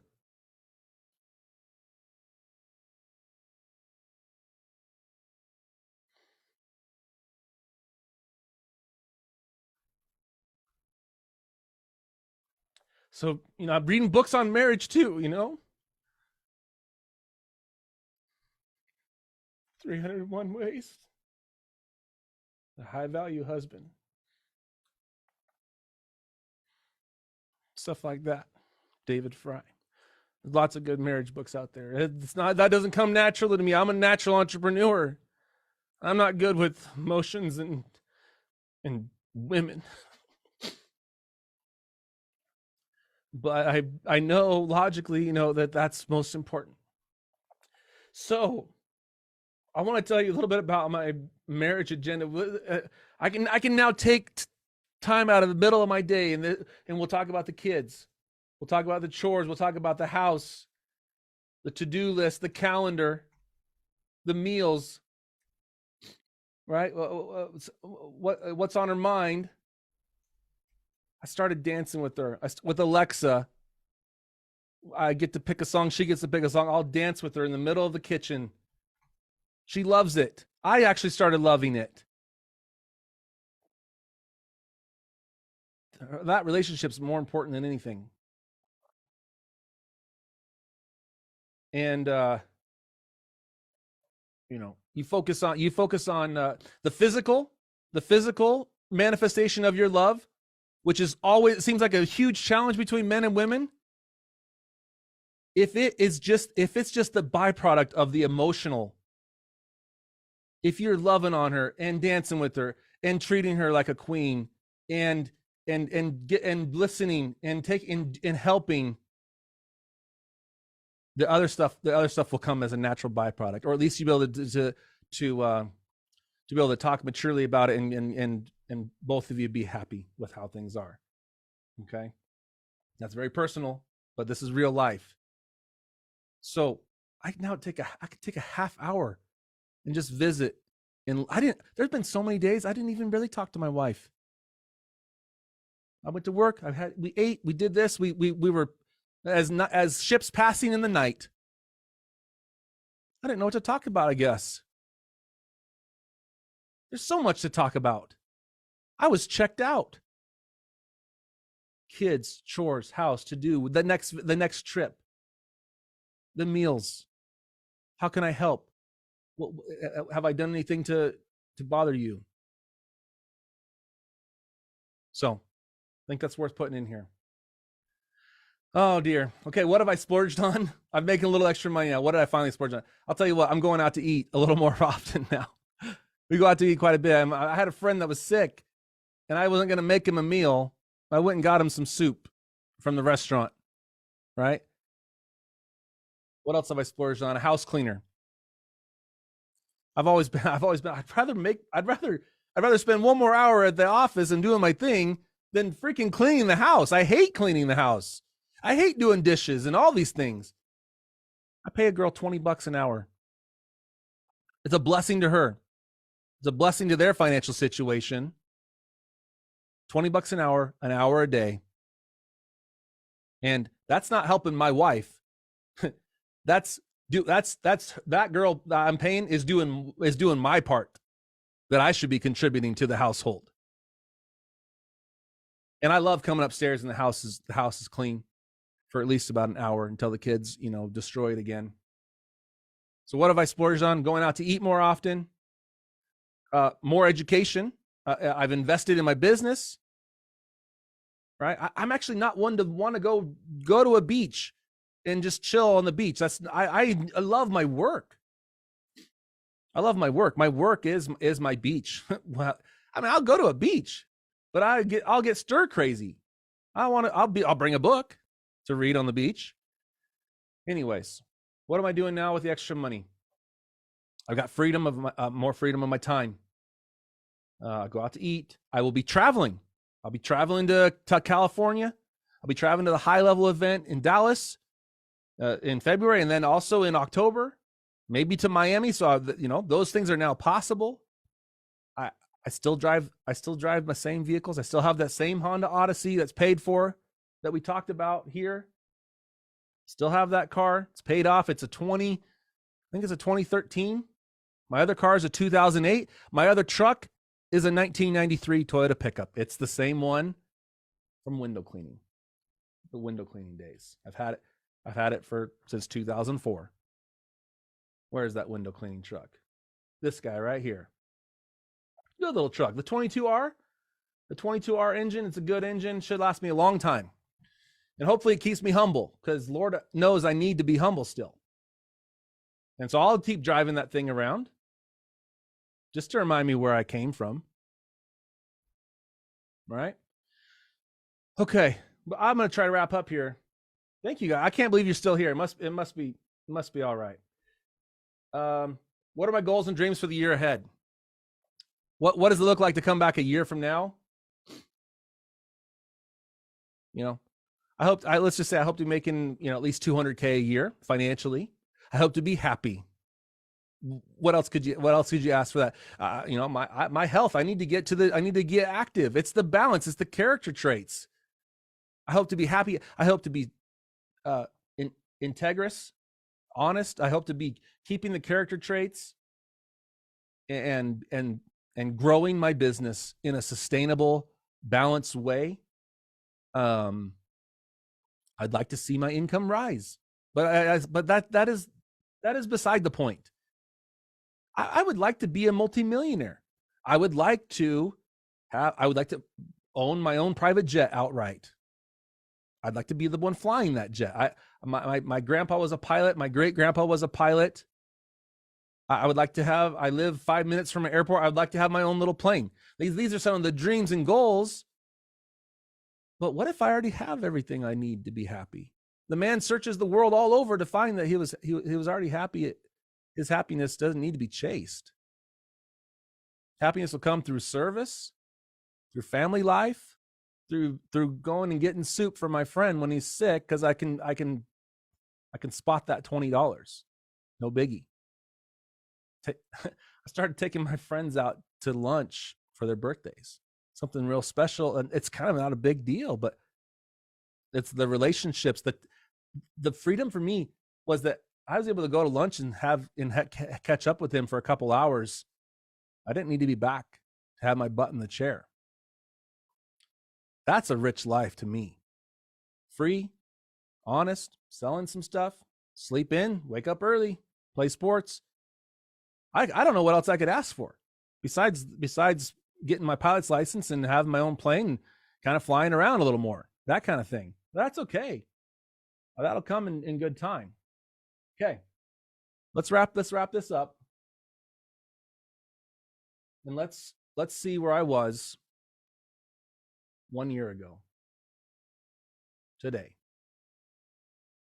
Maybe it will spark me to think about a couple other things. Tell me if you guys can hear this when it comes on.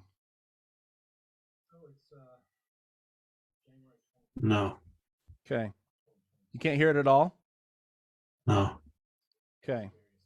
Let me see if I have to pass through the audio somehow. Share computer sound. Okay, just a second. Okay, tell me now again. So it's January 20th. Any better? Yeah, it's just really quiet. Yeah, it's a quiet video. Kind of on the cusp of one of the scariest things I've ever done. I don't know why it's so scary, but it is. It really is.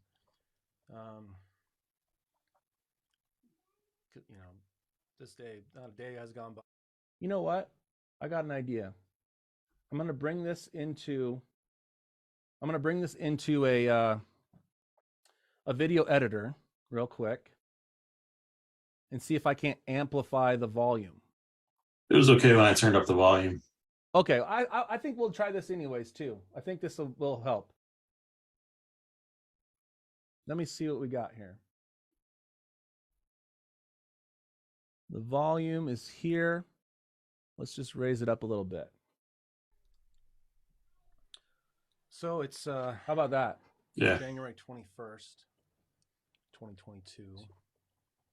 And I'm kind of on the cusp of one of the scariest things I've ever done. I don't know why it's so scary, but it is. It really is.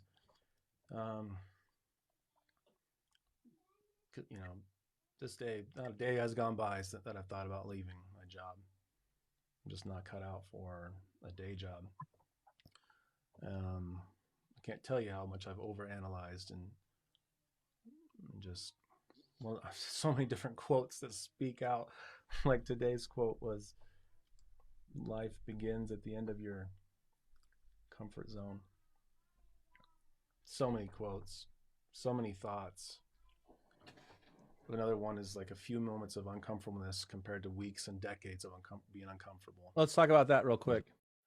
I did not want to deal with those 2 weeks. I didn't want to have the conversation of quitting. And those 2 weeks of being the quitter and having to, oh, you're leaving. Oh, that alone was so socially powerful that it kept me there. It was going to be uncomfortable. Oh, you're leaving. Oh, you've been here how long you been? You're 6 years. Oh, you're leaving. Yes, I'm leaving. I'm doing this. I'm doing that. The conversation. Hey, boss. Yeah, I'm leaving. I'm not loyal to the company. That kept me there for far too long. So, am I going to be uncomfortable for 2 weeks or 20 years. It did not make sense to be uncomfortable for 2 years, 20 years, your whole entire life, because I couldn't stand being uncomfortable for 2 weeks. Poor thinking. This compared to weeks and decades of being uncomfortable and just Miserable. being miserable at Miserable. work. And it's been okay. It's a good job, safe and secure, but something's inside of me that wants more. Anyways, I've done this before. I need to just do it one last time. Be my own man. Step into who I should be. You know? Health insurance, family, mortgage, the what ifs.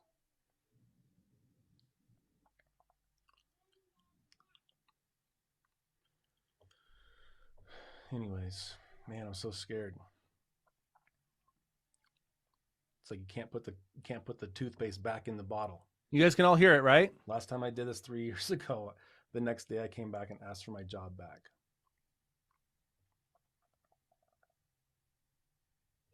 I got my worst case scenarios. I got my backup plans. I got savings. I got skills. I've got friends and connections and ideas and businesses, and I'll probably be just fine. But it's not to make it any easier. But I got to do it. Here's the text from my boss to have him give me a call when he's free. I'm like kind of on the edge, teetering, if to send it. Do it. You got this, James. It's insane. You got this. It's going to be just fine. My wife's like sick of me going back and forth. Just do it. I don't care anymore. She says, I don't care. I waited for the baby to be born. I waited for her to have her surgery. Waited for this, waited for that. Yeah, there was plenty of excuses. There's always plenty of reasons not to do it. Health insurance, we got a baby coming, we got a surgery, taxes. You come up with 100 reasons to delay it. None of them are good enough. I don't know. I can't say that either, though. The timing has to be right. You have to know what it's right. But I do want you to work towards that.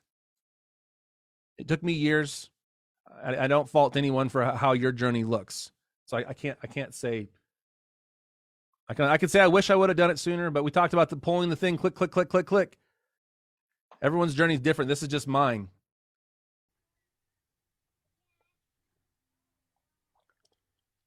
I don't know.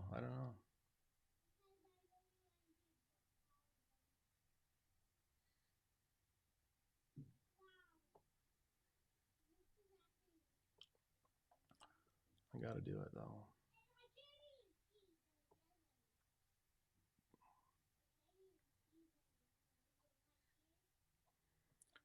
My good friend, he already put his notice in. He'll be done next week. It's nice to have someone to do it with, to talk about things, talk through things together.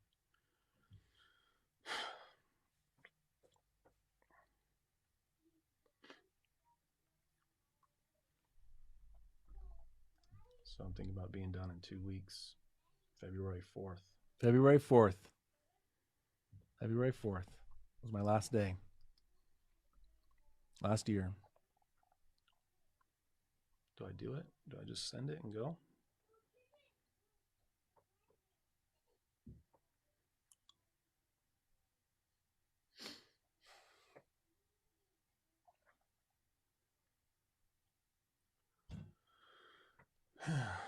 The hesitation, right? Decision. Decide. Cut. Means to cut. To Make a decide. decision. Yes, I love the Latin meaning of decide is to cut. I'm cutting my job out. I'm deciding. My heart's racing.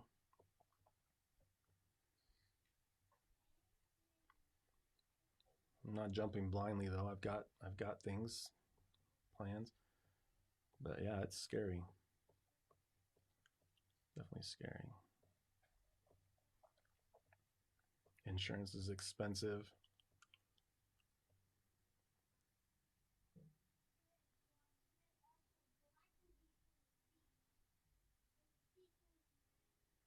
Maybe it won't.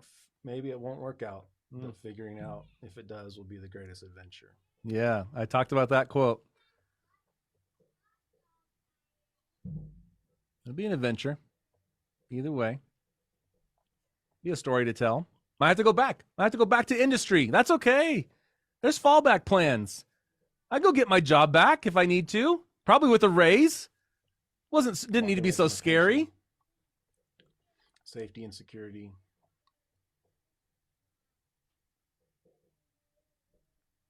Salary, benefits, health insurance. To be alive, I guess. I was dead. I was dead inside. I was a mercenary. Man, I'm scared. A mercenary, someone who just gets paid to do something. A mercenary, no passion. Very little passion, except for when I was doing my side hustles. I'd come alive from my side hustles. I gotta do it. I gotta do it.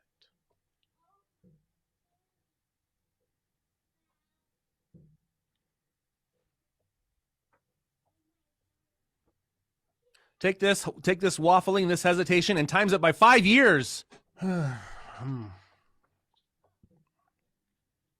Every day. Should I do it? I gotta do it. Every day wanting to quit. Wanting out of there. Something different.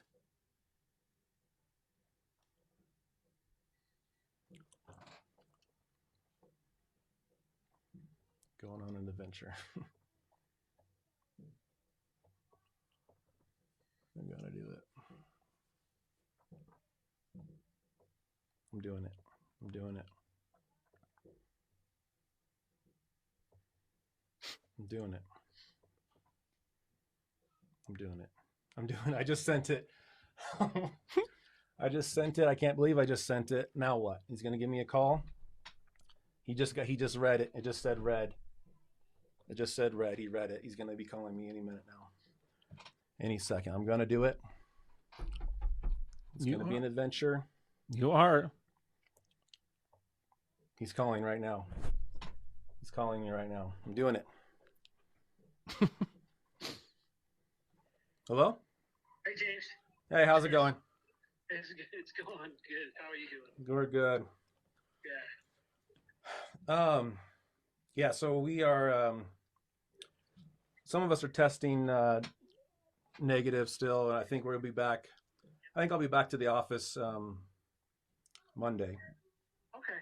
That sounds good. But boy, that sounds fine, but make sure you're feeling up to it. Make sure you're He's a super nice guy. healthy. Great. So, Yeah, great guy. sorry you've been struggling with that, though, you poor bugger. Yeah. Yeah. It was with COVID. The other reason I wanted to call is because I'm actually going to be submitting my resignation. Okay. My last day will be February 4th. Oh, wow. Okay. Well, shoot, James, that's getting exciting here. Yeah. I'm sorry to hear that.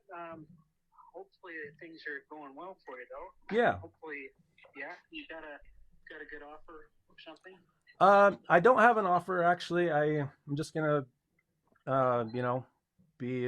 work for myself. I guess just Oh, wow. be a freelancer. Yeah. So, So at this time, he had just lost another guy to another. He got his raise. He had left for a $60K raise. He figured I was probably leaving. I had gotten an offer for somewhere else. I love the word freelancer. Emphasis on the word free. Just going to be a free lancer.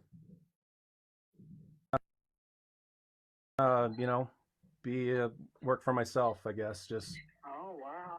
Just be a freelancer. Yeah. So, well, that sounds good.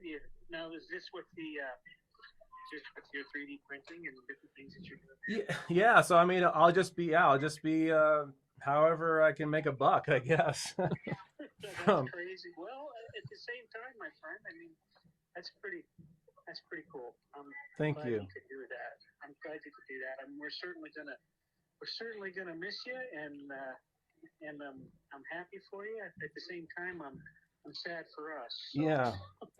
So I don't know if there's any provisions for, to hire back as a contractor, if you guys need some help kind of thing, but I'm definitely open to that. And, Okay. especially since I know how shorthanded you'll be, Yeah. whether it's officially or unofficially, I'm definitely more than willing to, Okay. to help transition through this. Well, I appreciate that offer, and I certainly see what options we might have for that. Okay. Cause yeah, like I said, I'm not taking another job. I just want to be a freelancer and, kind of chart my own course. That's crazy. Well, it's crazy, but again, it's crazy. I mean, I'm glad you're in a position that you can do that. You know, if that's what you're truly into and makes you happy. And Happy. if you could do it, that's awesome, man. Yeah. Okay. Well, thank you so much. I will put a message. Send me whatever paperwork, I guess. And then I'll put a message out to the team, letting them know, but I'll be in the office to help with any, transfer of knowledge that I can. That sounds good. We're going to need it. Okay. Thanks, Chris. Thank you. Okay. Bye. Yeah, bye-bye. It wasn't so bad. It wasn't so bad. I can't believe I just did that. I don't know. Oh my gosh. Woo! I did the hardest part. I sent a message to my team on Slack. 2 weeks to go. Starting a new life. Yes, you are. Who knows what happens from here, but it'll be a story. Take care. And the story's still being written. The story's still being written, guys. Yours is too. It's been a couple hours. We've gone 2 hours now. I'm just gonna open up for just a few quick questions. I really appreciate you guys being on. Really do. Let's open it up. If you guys have any quick questions or want to share your what did you take away from this? What did you find inspiring? Why did you stick around? I would just love to hear any feedback, and any questions, anything I can do to help you. Did you ever do any additional work for that company? No, they actually have policy against it. I find out. Really? Yeah, until because they don't want you to be drugged back in, kind of thing. You could maybe do it like maybe after some sort of 6 months or a year, you could come back as a contractor. But they have some sort of policy against you working for them. You could probably get hired back, but not they don't want you working for free. They want to avoid that. One time they took me out to lunch and asked me a few questions as a catch up. We're friendly still, right? And I was happy to try and help what I could, but it was more like unofficial, like we're gonna go out to lunch and pick your brain a little bit. So yeah, it's pretty funny how many similarities there are to your past and my past, and actually our future. Yeah, Wow. Let's go. Because I actually started my private pilot's license in 2018. Love it. Yeah, and soloed and have about 20 hours or something, maybe 20, maybe 35, maybe. That is awesome. What entrepreneurs and what motorcycles and planes? I don't know but that's cool. Yeah, I really didn't know your involvement in high level. I haven't really paid attention to the high level group, but I saw you last month on the monthly catch up meeting or whatever. The town hall. Was it the town hall? Yeah, town hall. I liked it better when they did that every week. Now it's every month. Wow, I didn't know it was every week. Wow. Yeah, they changed it about 9 months to a year ago from weekly to monthly. Hmm. But Yeah, I stayed on because I wanted to kind of get to know you better and understand what you're doing. And sorry, I don't know if you can hear that background noise, but my wife's actually grinding something up in the background. Sorry about that. Yeah, I kind of have just been doing high level as I use it for my own personal businesses, and I'm kind of at the point where I created a marketing company as a side business a couple years ago, and have never really had the time to get to the point where I could actually sell it to other businesses. And I really have missed out. I should have been doing that. But I'm kind of curious to catch up more and get to know more about what you're doing and how you're utilizing high level. I mean, it looks like you have a lot of stuff going on. I'm the same way. I'm ADHD too, but I'm never diagnosed with it, but I'm pretty sure. Me neither. I don't medicate for it. I don't want to blow a breaker and I think we all have ADHD at some point. yeah. Yeah. But yeah, I mean, I'm interested in, We can I mean, the family's waiting for me to kind of, get on with our Saturday. My son's got a game here soon. Just the fact that you were here, dude, like send me a friend request, hit me up on a DM. I won't forget that you were here. I'm happy to connect privately another time. I appreciate you being here. yeah, cool. Yeah, we can save that for another time. Anything that was most impactful for you? Any quote, anything I said? I'm just curious, what resonated with you, Trey?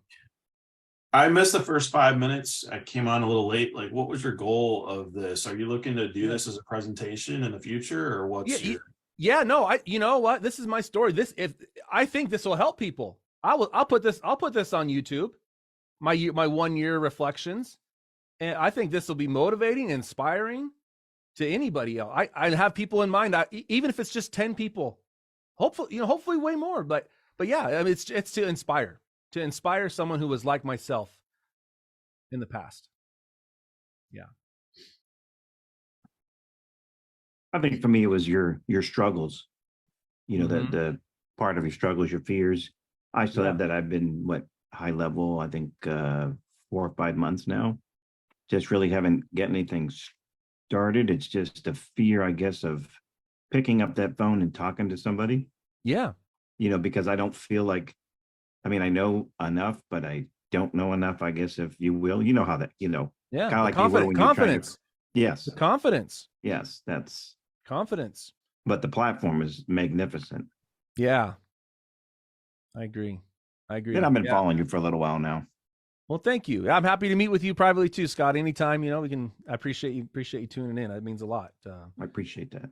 Yeah. Help you out. One of the best things is, to go help and just go get some results, go offer it for free and have these tests, and see what they need. And I had a little business I tried it out on, and it's not that hard to get one little client, that will take you for free. Right. Exactly. And then get some results, get them some results, and then you got something to talk about. Okay. Gotcha. You got some experience, friends and relatives, whatever. Everyone's got a business. Everyone needs a website. And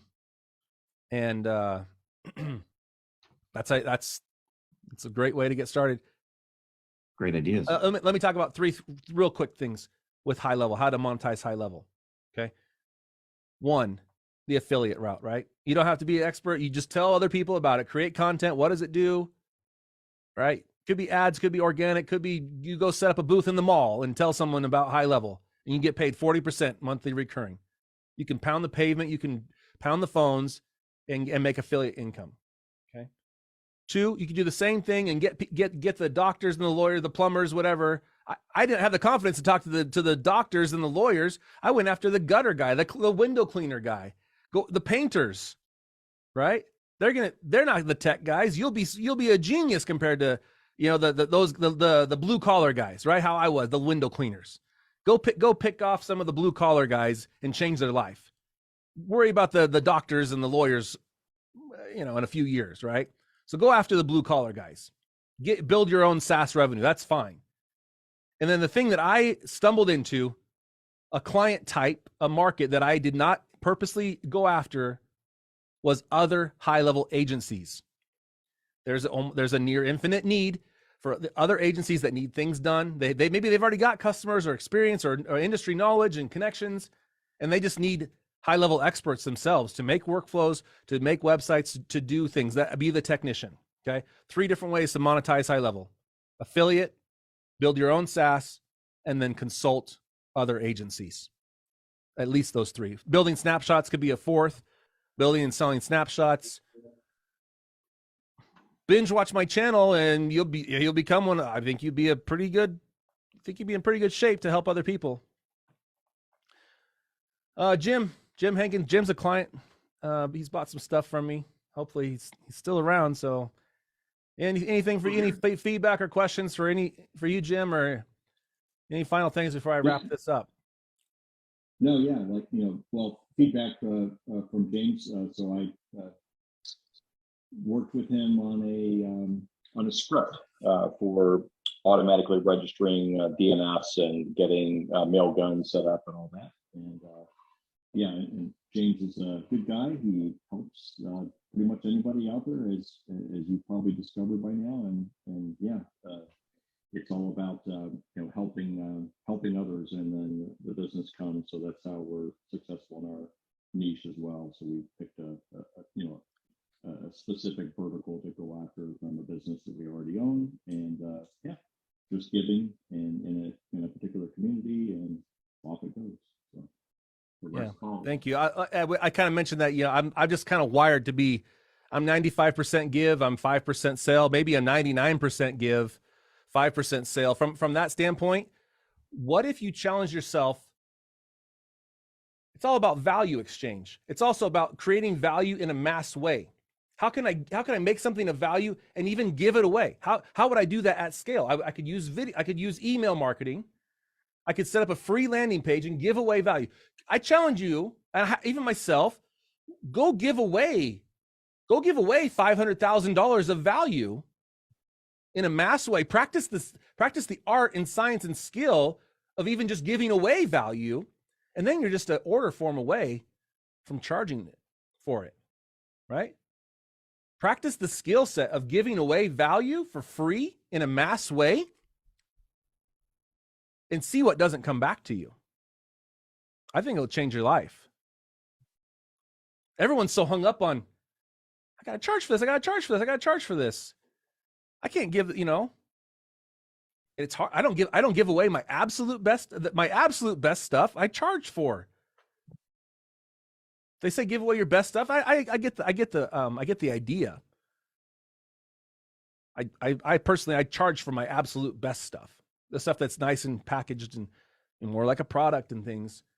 I think that's a great challenge. You, how can you become an expert at creating value in mass, giving away snapshots, giving away training, giving away knowledge, helping in mass. When I answer a question in the Facebook group, I know I'm not just answering one person's question. I'm answering that question. 20,000 people saw that I answered that question. That's a way of doing things at scale.